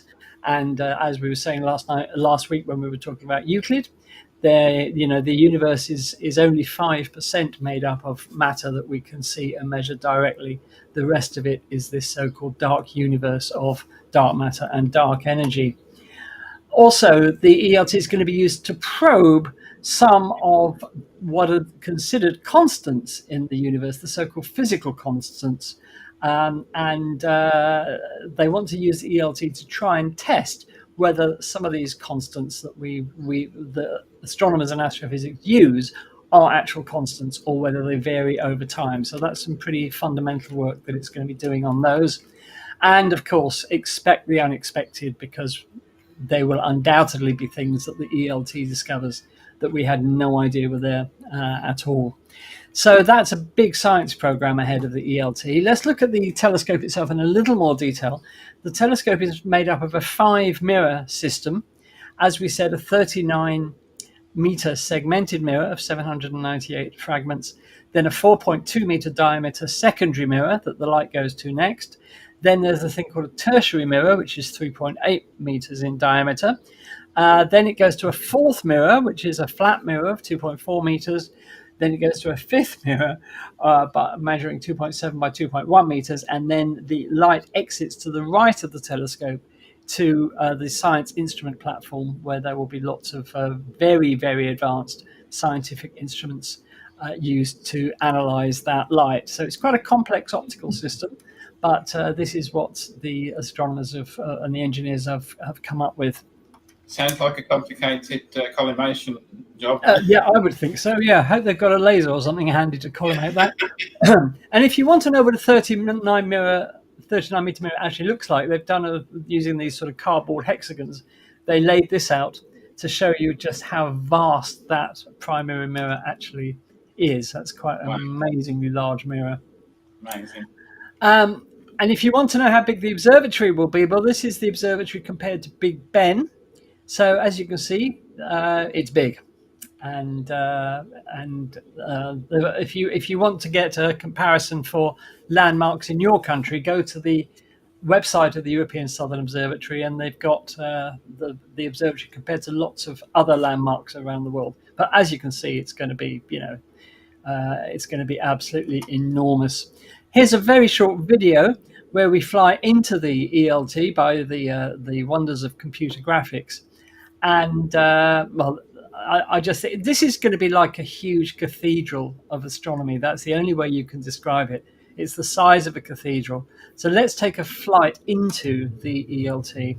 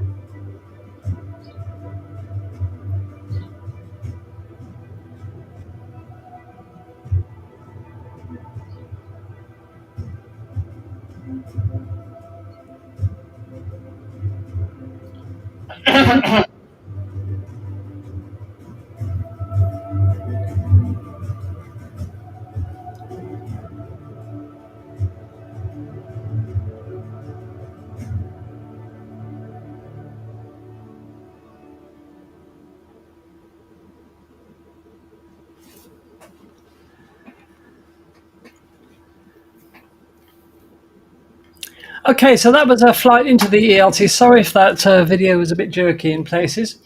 The first step in building this massive observatory was blowing the top off a mountain and lowering the top of the mountain by 40 meters to create an area to build the observatory on. This happened on the 19th of June 2014. So that was the explosion blowing the pointy bit off the mountain. And then the top was flattened. The access road up to it was built, which obviously took a while. and the foundations were dug by October 2018. Then the foundations for the steel rebar for the dome and everything was put in September 2000 by September 2019. This was the picture in January 2022. The whole project, of course, got delayed by the COVID epidemic, so work had to stop for a while. But as you can see, by January 2022, they were making good progress. And this was November last year. And then the most recent photograph from the site, taken this month, you can see that they've moved on astoundingly well. So this is what the ELT now looks like.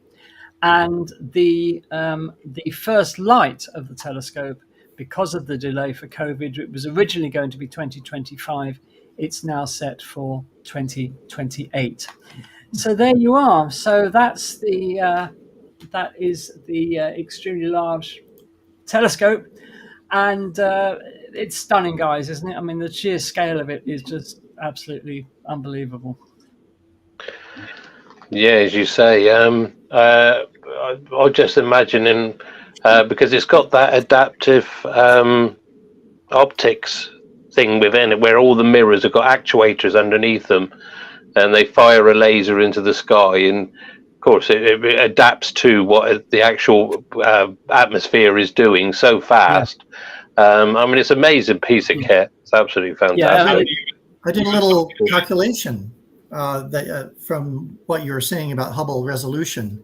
Yeah. And it turns out that with the adaptive optics, it will have a spatial resolution of 0.00093 arc seconds. Wow. Well, that's not very good, is it? We could do better. Never satisfied, Daz. There's always room for improvement. Can you compare that? Andy, sorry? You were talking about the outer mirrors that taken to make it 39 meters, and there was another telescope called the Overwhelmingly Large Telescope. Yeah, the OWL, yes. OWL. Yeah. I like the acronym. Followed by the ridiculously large, the RLT, isn't it? Yeah. I always thought shouldn't the OWL one be at Hogwarts? Oh, very good. Very good. I always thought they should have made one called the Superb Owl or Super Bowl. So that would have been good. In terms of resolution, Luke, can you compare that angular resolution to something? What was it for the James Webb, for example? Anybody remember? James Webb is, of course, it's wavelength dependent, right? Yes, of course. Right. But the number that's often given, I think, is 0.032 arc seconds. So, and Hubble would be 0.014, actually a little better, but again, it's wavelength dependent. Wavelength dependent, yes. Yeah, sure. There we are then. So, we're looking forward to the ELT. Can't wait to see the results from that. As I said, it's going to see first light now in 2028 if all goes well. I would love to have that on my bucket list, to pay that a visit, just to stand in that dome. I mean, can you imagine what it must be like? I'll come with you, Andy. Yeah, well, that's it. That's a date then, Michael. We'll do it. We need more coffee money. Ian says he can't. Lots of coffee money. Ian says he can't wait till the BLT. Ah, yes, absolutely. Yeah. So the BLT. Yeah, Ian wants a BLT. So, if you're wondering, viewers, how that whole adaptive optics system works, see, the thing is, up in the high atmosphere, there's a layer of sodium atoms, and if you shine a laser at the sodium atoms, they fluoresce under laser light, and in the sky it looks like an artificial star. Now, the big problem with telescopes, as we all know as astronomers, is that the atmosphere never stands still, that it's got currents of air moving about continuously, which spoil the viewing. So there's another small telescope which will look at those artificial stars, and the ELT will have 8 lasers, so it will create 8 artificial stars, and they will be monitored in real time, and the movement of the atmosphere counteracted by applying signal to each of the actuators that are behind each individual segment of that mirror, and they will move in the opposite way to what the atmosphere is doing, thus cancelling out the movement, which will give you an ultra stable image. Welcome to another in the series of astronomy basics videos from Space Oddities. In this video we'll be asking the question, what is a galaxy? Just as the Earth's population is clustered into cities, so stars cluster in galaxies. They are the cities of the universe. A galaxy is an immense metropolis of stars numbering millions or billions. There are an estimated 2 trillion galaxies in the universe. Between the galaxies there is just cold, dark, empty space, devoid of stars, stretching for perhaps millions of light years in every direction. Stars in a galaxy, like the one shown here, orbit its centre, held in the eternal grip of gravity. Galaxies themselves may also cluster, as shown here in this NASA image of Stephan's quintet, a galaxy cluster imaged at infrared wavelengths by the James Webb Space Telescope. Gravity draws the galaxies together into complicated dances. As with skaters on a packed ice rink, collisions are inevitable. However, the encounter takes place over millions of years, during which time the galaxies slowly merge to form one single giant galaxy in a series of elegant dances choreographed by gravity. All these images show galaxies at various stages of merging, pulled into twisted, distorted shapes by their mutual gravity. While these might seem like giant cosmic catastrophes, in reality space is so vast and the distances between stars so enormous that collisions between individual stars are extremely rare. Galaxies are so tenuous that galaxy mergers are like clouds passing through one another. It was the great American astronomer Edwin Hubble who, in the 1930s, was the first to attempt a systematic classification of galaxies based on what he observed. His resulting diagram, shown here, is sometimes referred to as the tuning fork. Hubble classified galaxies into 3 main groups: ellipticals, spirals, and barred spirals. We now know that there are other types of galaxy, but the vast majority of galaxies in the universe fall into one of these 3 categories. Today, Hubble's tuning fork diagram still serves us well as a basic categorization of galaxies. So let's talk about one of Hubble's main classification of galaxies, the spiral galaxies. This archetypal classification of galaxy consists of one or more spiral arms of stars sweeping out from the centre like the arms of a Catherine wheel. At the centre of the galaxy is a bright core of stars separated from each other by astronomically small distances, perhaps 10 million stars per cubic parsec, 1 parsec being 3.23 light years. This core of stars forms a sphere-like structure at the centre of the galaxy called the galactic bulge. This means that the galaxy in profile resembles 2 fried eggs stuck back to back. Right at the very centre of most galaxies is a supermassive black hole, which may possess millions or even billions of times the mass of our Sun. There is a direct linear relationship between the mass of the galactic bulge and the mass of the supermassive black hole, but what this relationship signifies is as yet unclear. Most star formation in galaxies occurs in the dusty spiral arms. When we look up into the night sky from a dark location free from light pollution, we see one of those spiral arms of our galaxy arcing overhead as a ghostly cloud, a river of light made up of countless stars. This we call the Milky Way. Now this can be confusing, as our entire galaxy is also called the Milky Way. When we see the Milky Way in the sky, we are looking inwards towards the middle of the galaxy. The actual centre of our galaxy lies in the constellation of Sagittarius. Another of Hubble's classifications is barred spiral galaxies.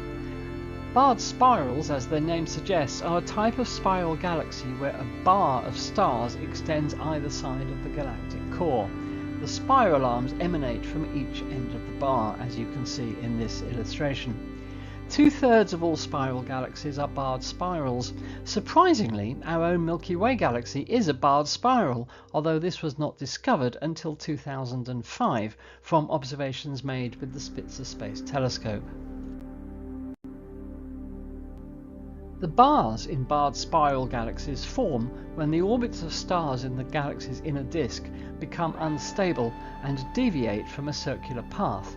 This can happen for a number of reasons, including interactions with other galaxies.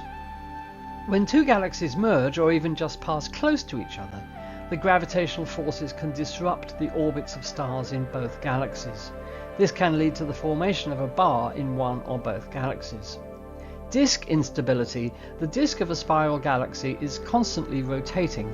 This rotation creates a centrifugal force that pushes stars outward. However, the gravity of the galaxy's central bulge pulls stars inward. If the centrifugal force is not strong enough to balance the gravitational pull, the disk can become unstable and form a bar. Gas accretion. Spiral galaxies are constantly accreting gas from their surroundings.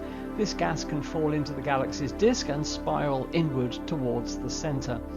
As the gas falls in, it can lose energy and cause the stars in the disk to slow down, and this can lead to the formation of a bar. Once a bar forms in a spiral galaxy, it can grow over time by attracting more and more stars into its orbit. The bar can also drive the formation of new stars in the galaxy's centre. This is because the bar can channel gas and dust towards the centre, where it can collapse and form new stars. Bars play an important role in the evolution of spiral galaxies. They can help to distribute gas and dust throughout the galaxy, and they can also drive the formation of new stars. Bars may also be responsible for the formation of active galactic nuclei, or AGNs, which are regions of intense star formation and black hole activity at the centres of some galaxies. The main features of an elliptical galaxy are an elliptical shape. Elliptical galaxies have a smooth ellipsoidal shape. They can range from being almost perfectly spherical to elongated ovals. Little gas and dust. Elliptical galaxies contain very little gas and dust. This is because most of the gas and dust in these galaxies has already been consumed to form stars. Old stars. Elliptical galaxies are primarily populated by old stars. These stars are typically red and low mass. Random orbits. The stars in elliptical galaxies have random orbits. This means that they do not move in a disk or spiral pattern, as is the case in spiral galaxies. Large size. Elliptical galaxies are typically very large galaxies. Some of the largest galaxies in the universe are elliptical galaxies. Preferential location in galaxy clusters. Elliptical galaxies are more likely to be found in galaxy clusters than in the field. High luminosity. Elliptical galaxies are also typically very luminous galaxies. This means that they emit a lot of light. Central supermassive black holes. Elliptical galaxies are thought to contain a supermassive black hole at their centres. The mass of the black hole is correlated with the mass of the galaxy. It is believed that elliptical galaxies form as the result of collisions between two or more galaxies. In the distant future, perhaps in about 4 billion years, our own galaxy and the Andromeda galaxy will collide, merge and form an elliptical galaxy, their graceful spiral forms completely disappearing over millions of years, consumed and torn apart by gravity's relentless maw. This is why elliptical galaxies contain very old stars. They are remnants from the galaxies which collided.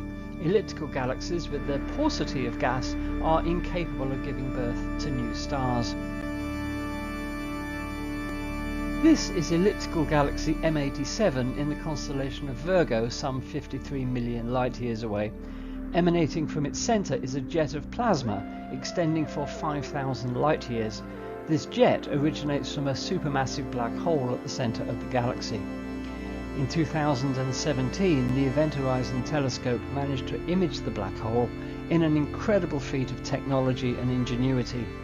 The radio image of the M87 black hole was on front pages around the world and has since become iconic and will no doubt be written into the history books as our first definitive proof that black holes exist, all evidence of such having hitherto been circumstantial. Well, apart from the main Hubble classifications of galaxies, there are other types. Dwarf galaxies usually comprise just a few million stars and are tiny in comparison to other types, hence their name. They are often found orbiting spiral galaxies, such as the 50 or so found around the Milky Way. Ring galaxies are very rare and comprise a ring of stars surrounding a bright central core. It's not known at present how they form. Irregular galaxies are amorphous galaxies having little or no structure. It's possible they may be the results of galactic collisions. Lenticular galaxies are lens-shaped, hence their name. They are midway between a spiral and an elliptical galaxy. There is much we do not know about how galaxies form and evolve. It is one of the most intense areas of astronomical study. The James Webb Space Telescope, looking back to the dawn of the universe, has shown us early galaxies just a few 100 million years after the Big Bang. How galaxies evolve so quickly in such an astronomically short period of time is not well understood, but it is to be hoped that further JWST observations will shed some light on the conundrum. This image shows some of the very early galaxies imaged by the JWST. It is incredible that we are able to look back in time to the infant universe before the formation of the majestic spiral galaxies. Well, we hope you've enjoyed this introduction to galaxies. Just to summarise, galaxies are vast cities of stars. They're categorised using a system developed by Edwin Hubble. They fall into three main categories: spirals, barred spirals and ellipticals. Galaxies can form clusters comprising up to hundreds of galaxies, and all but a few galaxies have supermassive black holes at their centres. Don't forget to check out our other Astronomy Basics videos in the playlist of the same name on the Space Oddities YouTube channel. Until next time, goodbye. Yes. Here we are, very close to solar maximum, and it appears that solar maximum is going to occur a little earlier than we thought, perhaps by the end of the year, perhaps the first quarter of next year. And of course, this is a time where there's a lot of solar activity, a lot of coronal mass ejections and flares, sunspots galore, and if you're living in the right places, aurora, not to mention the threat to astronauts, but we won't go there just yet. So we thought it would be good to talk about the sun a little bit, and it turns out that you can understand an awful lot about the sun if you just understand sunspots. Okay, so we're going to talk about the sun today, and this may be a little bit long. We may have to cut this and turn it into a two-parter, but let's give it a go. Let's see where we end up here. Okay, so here's the sun that you might expect to see if you have a small backyard telescope with an appropriate solar filter. That's our disclaimer. With an appropriate solar filter. And the sun will look different colors depending on the filter. Daz already kind of walked us through how nobody really knows what color the sun is. There are different correct answers. But one of the things that you can see in this image is that the edges of the sun are dark, right? And this is actually real. This is called limb darkening. And it has to do with the fact that the sun is gaseous. And so you can see through parts of it at different depths. And some SOME light gets through at the upper regions and less light as you move down. So this is actually a real image. And if you look on the bottom, you can see a tiny sunspot there. Okay. And this is we've only understood this for about 400 years when Galileo saw sunspots on the sun and he said, there are spots on the sun, and the church said, no way, there are no spots on the sun. The sun is pure and pristine. And Galileo proved them wrong, which probably wasn't a good thing to do. But dangerous thing to do. The rest is history, as they say. Yeah. Here's a little bit better image of the sun. Again, this is in what we call white light. In other words, all the colors of the spectrum that our eyes can see kind of mixed together to produce a white image. And so now we can really see some sunspots. And you'll notice that they have structure.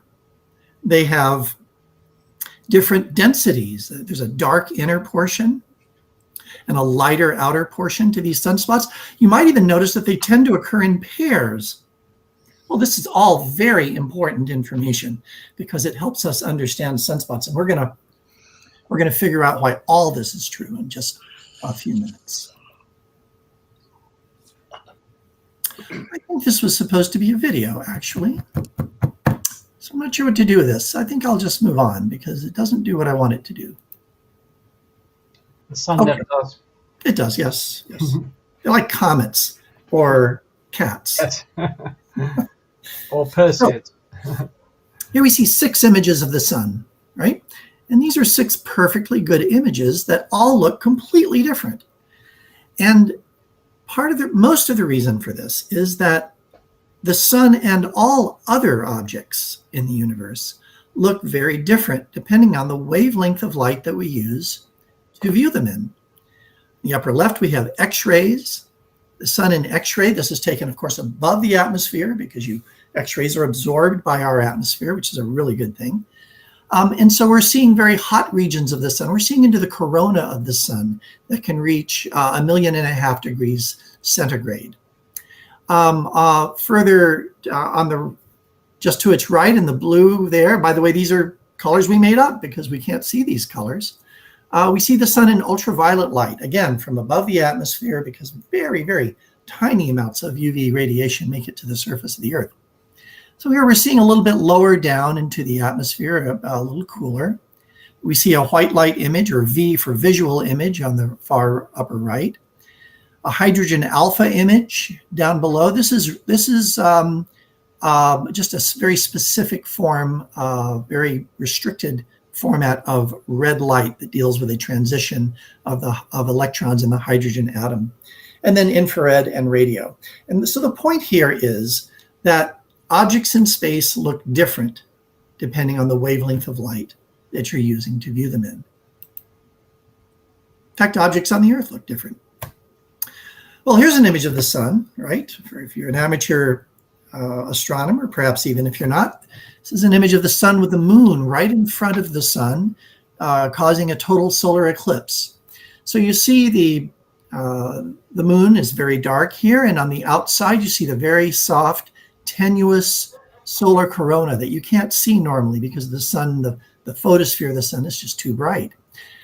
But look carefully. You can see some structure in the corona. And that structure is reflective, is evidence of the sun's global magnetic field. The particles in the solar corona, many of them are charged particles, and so they are attracted to magnetic field lines. And that's what you see here. The corona is glowing, being attracted to the field lines, and so that gives us that allows us to see some of the sun's magnetic field. That's important for our understanding of the sun and sunspots, so hang on to that. So I've given a lot of talks about the sun, and sometimes they just get so esoteric. And so it occurred to me one day that if you just understand 5 things about sunspots, you can basically understand the entire sun and how it works. So 5 things about sunspots. They're dark, as we have seen. They're cool. So I have Joe Cool on the right-hand side there to remind us. They're highly magnetic. They're associated with solar storms, coronal mass ejections, and flares. And the number one thing to understand about sunspots is they come and go in cycles. So you have the bicycle down there for the, Don't give up your day job. Can remind us. So we'll just go on for now. Okay. When we look carefully at sunspots, and this bottom image, by the way, is a ground-based image from a solar observatory, maybe National Solar Observatory, we see that it has structure. It has a dark inner portion and a lighter outer portion. The umbra is the inner portion, the penumbra is the outer portion.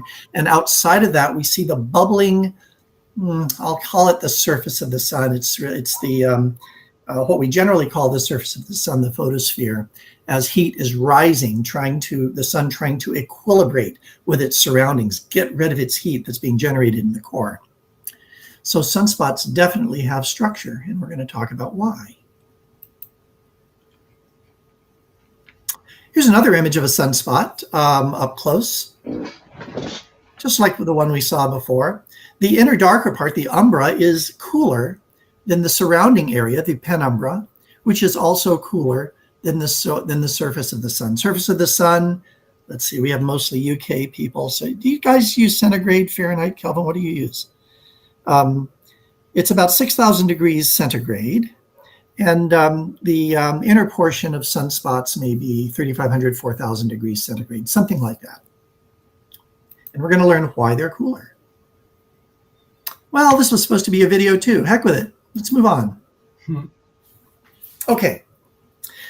We have very good evidence now from the physics and from observations, especially a field called helioseismology, which is looking at how the sun rings as sound waves propagate through it, that we can look at the sun as being composed, at least from the photosphere down, into three parts: the core, the radiative zone, and the convective zone. In the core, where temperatures can reach 15 million degrees centigrade, centigrade Kelvin doesn't matter at that level, we have fusion taking place where two protons are fired together at very high speeds because of the high pressure and temperature to bond together, to bypass that repelling force and actually fuse together. This cannot happen in classical mechanics. In all of the physics that we learned in up to the 1800s, this cannot happen. But we know now through quantum physics that this does happen. So that produces the gamma ray photons that begin in the core of the sun. They migrate out into a region called the radiative zone where they are scattered by electrons, free electrons in that zone. And they're scattered so much, just kind of like a drunk man's walk, if you've heard of that, that it takes on average, statistically, about 100,000 years for that single gamma ray photon to get out of that radiative zone of the sun. 100,000 years. As you move out from the center, it gets cooler and cooler and cooler. And so all of a sudden, you can form atoms. You can have electrons kind of hanging on to nuclei. And as things cool, the most effective means of heat transport is convection. And so they form these convective cells that rotate.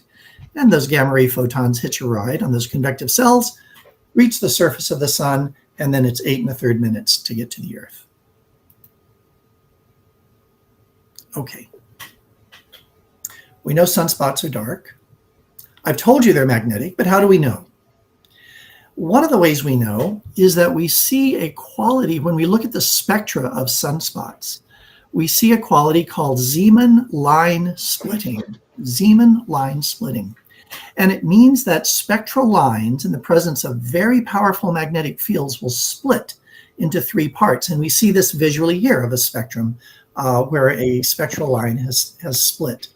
That is observational evidence that these sunspots are very magnetic. And the reason they're magnetic is that the sun rotates. But it doesn't rotate like a solid sphere. It rotates like a kind of gloppy, gas. And so the equator of the sun rotates once every 27 days or so. And it's rotating faster than the upper and lower latitudes.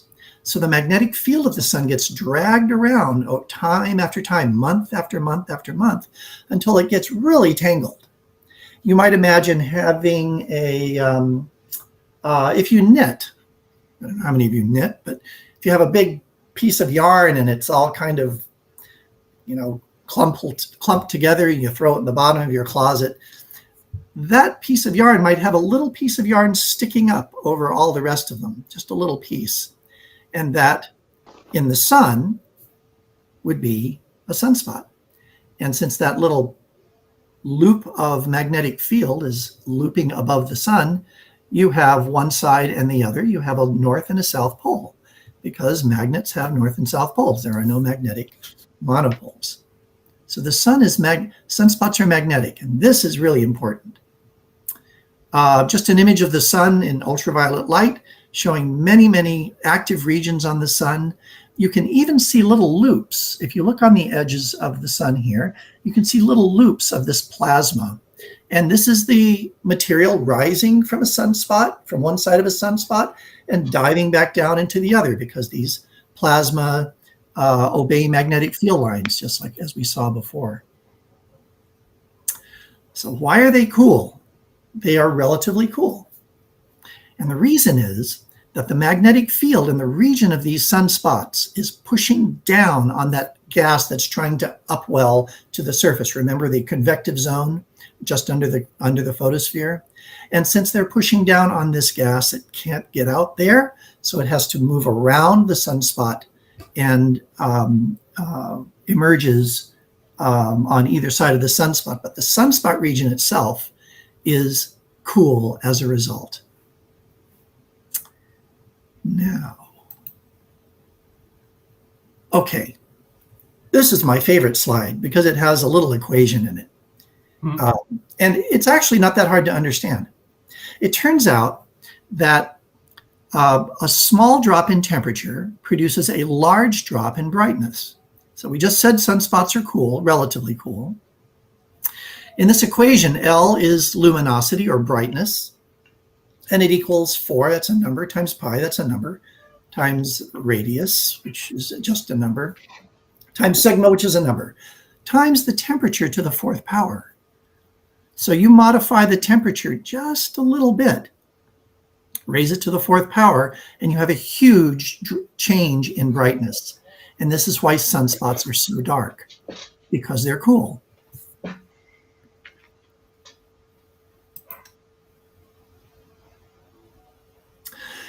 It also turns out that solar storms, and we're seeing a lot of solar storms these days because we're very near solar maximum, solar storms tend to occur around large sunspot regions. Solar flares, which are generally dominated by electromagnetic radiation, and coronal mass ejections, which are dominated by particle radiation, they tend to occur around sunspot regions. So during solar max, we see lots of sunspots, bigger sunspots in general, and more solar storms. No accident. So, what have we learned about sunspots? They're dark. We know why they're dark. They're cool. We know why they're cool. They're magnetic. We've seen evidence of that. They're associated with solar storms, just because I told you. And and they come and go in cycles, but we haven't talked about the cycles yet. Let's see if I have a... That's fantastic. Where are we in time? I don't know how to break this up quite. We've got it. Well, we're half an hour into the show. Okay. I wonder if well, you let me know. You have a hook. Andy has the hook, and he will hook it around my neck and drag me off as I wave to screaming fans. Right. Well, I mean, it's all interesting stuff, Lou. So we would love to see it. So no problem at all. Yes, indeed. Right. Well, thank you for that. Perhaps we'll carry on next week with the rest of us. Yeah, we can carry on next week. Yeah, because I mean, Lou, you mentioned the corona being up to 1.5 million degrees in heat, hotter than the actual surface of the sun. Well, just recently I was reading a paper that they think they may have solved that problem, why the corona is so much hotter. And it was I was not sure whether it was Betty Colombo or Parker Solar Probe, one of the two. No, it was the European studying Solar Orbiter. Oh, okay, then not even the one I was thinking Europeans always want to take credit. I mean, come on. For good reason. We just do everything better, that's why. Of course. Yeah.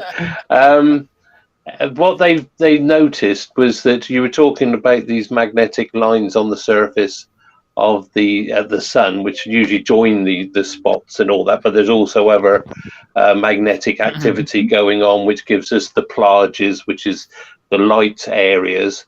So there's a lot of magnetic activity going on. But what they found is that it's covered in these little magnetic lines, which apparently are vibrating very rapidly. And they think that this vibration of all these small magnetic filaments is possibly the cause. And like I said, it's possibly, with the sun, we don't know positively, is what's actually heating the actual corona to such a high temperature. And if it's correct, then that's one more nail in the coffin of the mysteries of the sun. If you remember, Daz, I was showing some images of those last week.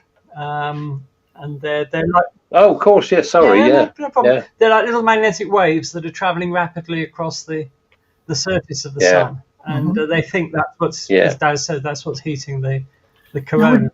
Would these be the Elfin waves? That this was the prevailing theory before Parker was launched. Don't know. I couldn't tell you offhand. But also, you were talking about the cycle. Of course, we were expecting cycle 25 to reach its maximum on 2025, but because it's the prediction. This is outdoing all the predictions that they've made so far. They expected the solar spot activity to be very low, like the previous cycle 24 was. And they were then, of course, there was also some people that were expanding that. If we go into, what do they call it, a great solar minimum, which could eventually lead to an ice age. Well, that'll sort out our global warming problem. I have to break in here. We have been laboring under that theory for a long time. The regions of time where there are essentially no sunspots, Maunder minimum, and all that, and the ice age that occurred in Europe. During the last one, I think the late 1600s. That appears not to be the case any longer. That a more careful review of the data. I was teaching it. But a more careful review of the data suggests that sunspot minima, even prolonged sunspot minima, do not result in mini ice ages as much as we need a mini ice age right now. I don't think that's borne out by the data. Not gonna happen. Not from that anyway. Oh, that's a shame.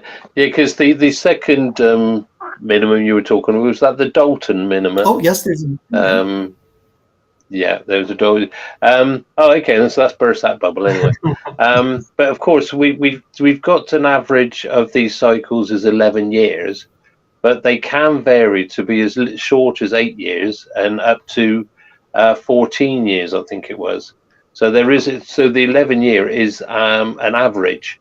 And of course, if we're going to go to maximum the end of this year, because the solar spots have appeared a lot more than we were expecting and so much quicker, that because if you see a graph, you can see there's a little hump, and the 25th of 2025 was the maximum, then it's supposed to come back down again. The actuals, if you look at what the actual sunspots have gone, it's actually above the line and climbing still at this very moment. So if we do go to a maximum at the end of this year, it would be interesting to see whether that means we're going to get a very long decline to a minima to cover sort of like more towards the 11 years, or we're going to have a very short cycle. It's fascinating to see it actually pan out, how it's actually going. So it just goes to show that we really although we know a lot about the sun, we don't know enough to predict anything at the moment. So yeah, it's, as you said, it's very, very interesting. The problem is that there are two ways that we can make predictions outside of Ouija boards. One is to look at the previous behavior of the sun, right? And we had seen that the solar maximum had been declining over the previous cycles. The other, which would be much more accurate, would be to actually understand the solar cycle, why it is the way it is and what drives it. I mean, there's some thinking that gas moves latitudinally and dives down to the tachocline region below the photosphere and all this stuff. And we don't really understand it. But if we understood the physics well, then we would be able to predict with better accuracy. And we just don't yet. No. I mean, one thing I did forget to mention is we could also have a double peak of maximum. It can start to decline and then pop back up again. So it's fascinating. I find these sunspots and these cycles. And of course, I think it was Ian mentioned it last week when we mentioned the sun, is that at the end of this cycle, the poles will swap. So that's one of the ways we know that the cycles come to an end. And also with your dual sunspots, they've got polarities. They will also swap, and that's how we know we've come to an end of a cycle. But then you've then got supposedly another cycle, and I think really we need to look at not the 11-year cycles, but the 22-year cycles when things have changed, because there has been some predictions that what they call a south lead cycle tends to have have more interaction with us than with solar weather than a north one does. It's just fascinating. I find this so interesting. And if anybody wants to know a little bit about, I mean, Lou's done a wonderful job as regards telling us about the sunspots. If you look at on the YouTube and look at our the presentation, which was does the solar cycles interact with earthquakes and volcanoes on Earth, have a look at that, and that'll give you a brief description of how these cycles work. So, and can I just say as well that sunspots are not unique to the sun. We have actually observed them on the surface of other stars. So we know that they are a common feature of stars, that they are sort of intrinsic, if you like, to the activity of stars. For example, here's one on the surface of, let me just make that a bit bigger, of Zeta Andromedae. You can see three clear, well, astronomers call them star spots, of course, not sunspots, because they're not on the sun, they're on other stars. So these are star spots, and this is another big star called Zeta Andromedae. And I think they've imaged them on Betelgeuse, Regulus, and Antares, if I remember right. Yes. I mean, as well as sunspots, you've also got to think about coronal holes, which also give us intense space winds. And Kevin here is talking about plages and faculae. There's a lot of things that actually go on the surface of the sun, which all interact, and they all do their own thing. I mean, there's been a couple of this week alone, we've had about 3 or 4 storms come our way from flares and coronal mass ejections. So it's really ramped up at the moment. And if you want to look at this, a website which I've just found recently, it's called solarham.net. Now, if you go to that, you'll be able to look at the sun in different wavelengths, as Lou was pointing out. Every wavelength gives you something different to look at. What's it called, and it's solarham.net. Solarham, as in H-A-M. H-A-M, yeah. Okay. And from there, you can actually link up to NOAA, which is the North American Space Weather community, or just Google NOAA space weather, and there's one on there called panels, and if you go on the panels, it gives you all these graphs, all these diagrams, and if you go to the actual NOAA site, you can actually watch videos of what's happened in the last few hours and things like that. So and it's all free. So yeah, have a look. It's fascinating. Great. You can spend hours on it. Anyway, I'm waffling now. So what sorry. we'll do now? Yeah, lovely talk, though. Lovely. What talk, we'll do now? We will move celestial objects a bit closer to home. We'll move from the sun to the moon.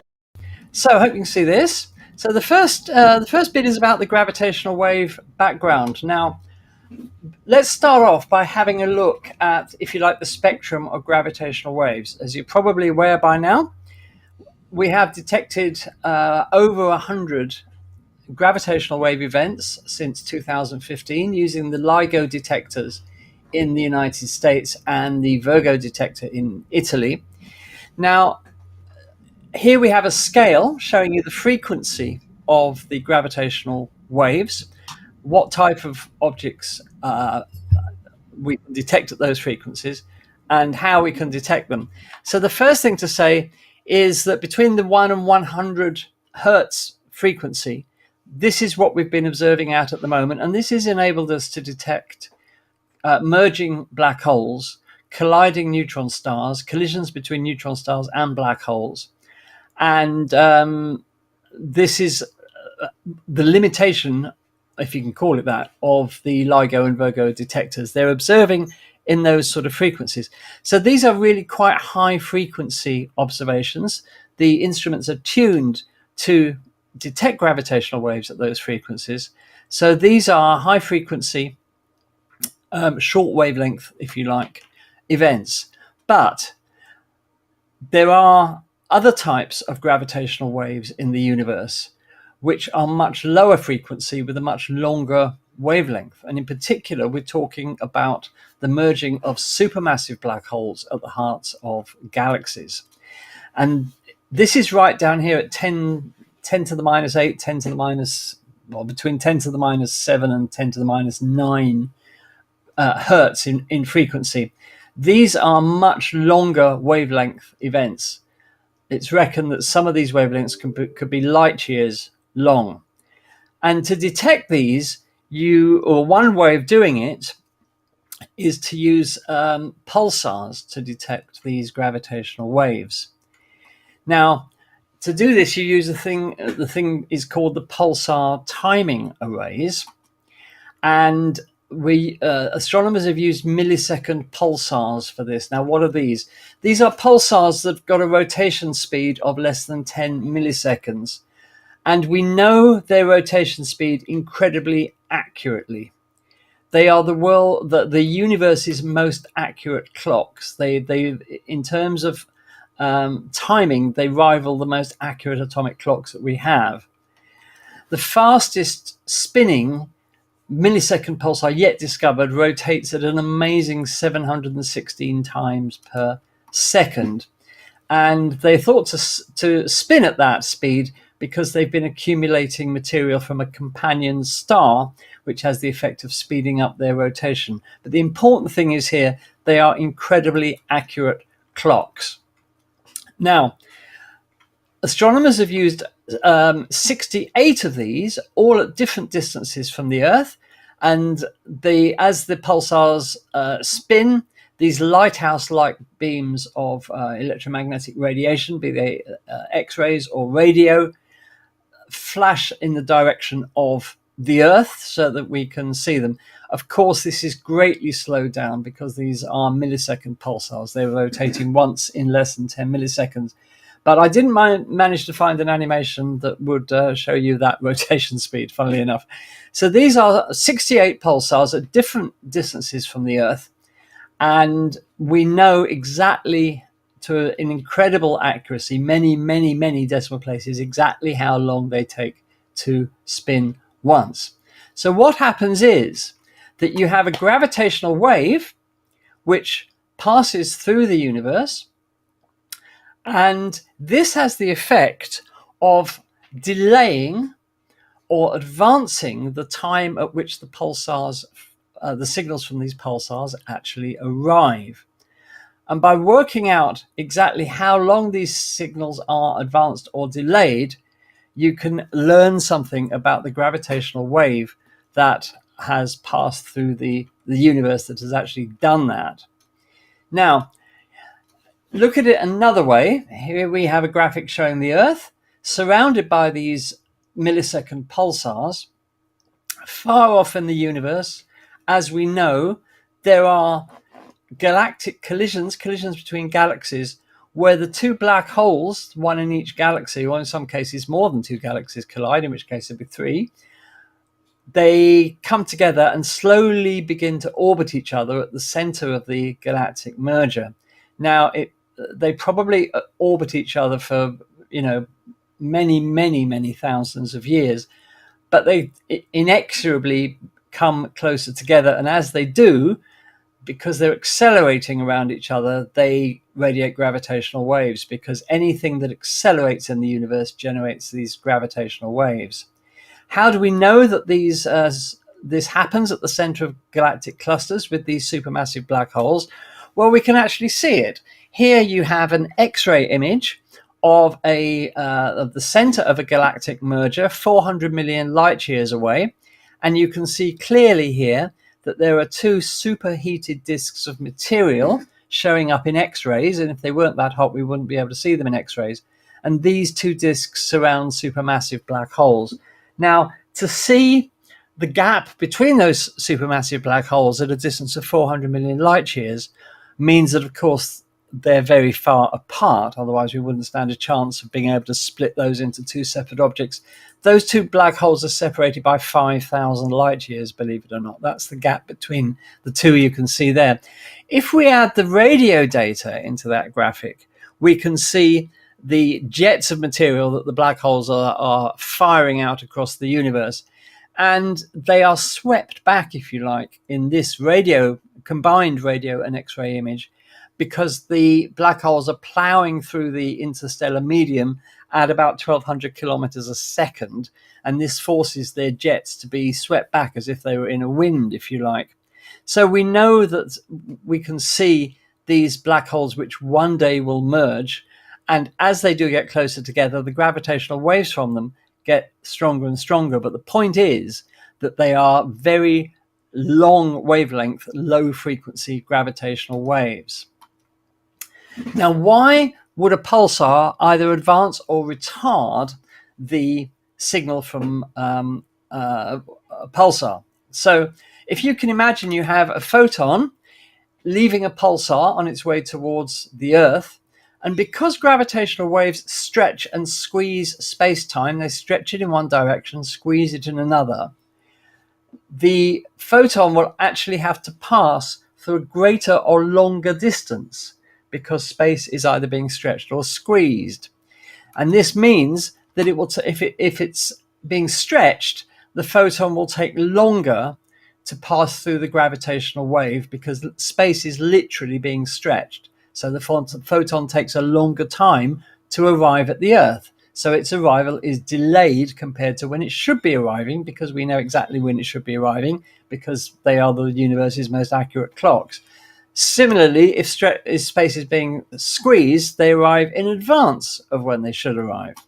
Now, what astronomers have found is this, that there is a background noise in the universe of these gravitational waves, because gravitational waves, according to Einstein, and we have to say we think there are quantum reasons why this probably doesn't happen, but according to Einstein, gravitational waves never die out altogether. They just keep traveling forever. They get weaker, but they never die out altogether. So in the history of the universe, all of these mergers, and there have been probably countless mergers between supermassive black holes, all of these gravitational waves come together over time to form this background hum, if you like, of gravitational waves to the universe. And this is what they've now detected with the pulsar timing array. Now, it has to be said, first of all, that merging supermassive black holes is not the only explanation for this background hum in the universe. there are actually some quite exotic explanations that could be true, but obviously there will be more studies needed to determine exactly what the cause of this hum is. But the most likely candidate is these supermassive black holes. The project to do this, the pulsar timing array, has been running for 15 years. So they've had a chance to collect these long wavelength gravitational waves over 15 years, coming from all over the universe. And the whole point about it is, and the great thing about this is, that the pulsar timing array, well, it's not just one group of scientists. There have been similar experiments going on using pulsars, but using different pulsars in India and other places. And there are several groups that have now all come up with exactly the same results, that there is this background gravitational wave hum, if you like, to the universe, which means that the Earth is being bathed in these gravitational waves all the time, and everything on the Earth, including you, of course, including everything on the Earth as well as the Earth itself, is being stretched and squeezed all the time by these gravitational waves. Now, you won't feel it, of course, because the difference in size of being stretched and squeezed is about 1,000th the diameter of a proton. But it is happening, and we now have the instrumentation to detect it. So over time, all of these gravitational waves coming from all over the sky merge into this background that has now been detected by the pulsar timing array. For the future, this is fantastic, because what they hope to be able to do is to actually pin down where these gravitational waves come from, what types of objects are producing them. But as I said, it's more likely than not to be merging supermassive black holes.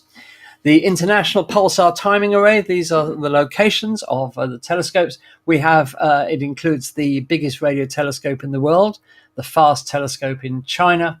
We've got the famous Lovell telescope at Jodrell Bank, of course, in the UK. We've got the Chime telescope in Canada. Arecibo, before its unfortunate demise, was taking part. We've got Meerkat in South Africa, which is a precursor telescope to the world's biggest radio telescope, the Square Kilometre Array, which will be complete hopefully before the end of the decade, although it might be a little bit delayed because of COVID. We've got the famous Parkes Radio Telescope in Australia, and we've got a couple of others. But, there have been several groups of scientists working on this and asking the same questions, and they've all got exactly the same results. In fact, the different teams coordinated about when this was going to be released last week, so that nobody was scooped. And there's just some of the telescopes involved. The Jodrell Bank, of course, at bottom right, the Chime telescope above it, and so on and so forth. So that was the announcement. We finally detected this gravitational wave background in the universe, and the future for gravitational wave astronomy, which is, let's not forget, only 8 years old as a science, it's already detected this. And this science of gravitational wave astronomy, the first time we've been able to observe the universe in anything other than light electromagnetic radiation, has advanced amazingly in 8 years. And the two LIGO detectors, or the three LIGO detectors, I should say, the two LIGOs in America and the Virgo detector in Europe are now back online, working together. They came online the last week of May, and they have made lots of detections already. I was looking the other day, one day in particular, they made 9 detections of gravitational wave results yet to be analysed. But, even if half of them are terrestrial in origin, something vibrating on the Earth rather than the vibrations coming from space, then, the upgrades that they've undergone over the last couple of years will be well worth it. So we're all really excited about the future of this fledgling science of gravitational wave astronomy.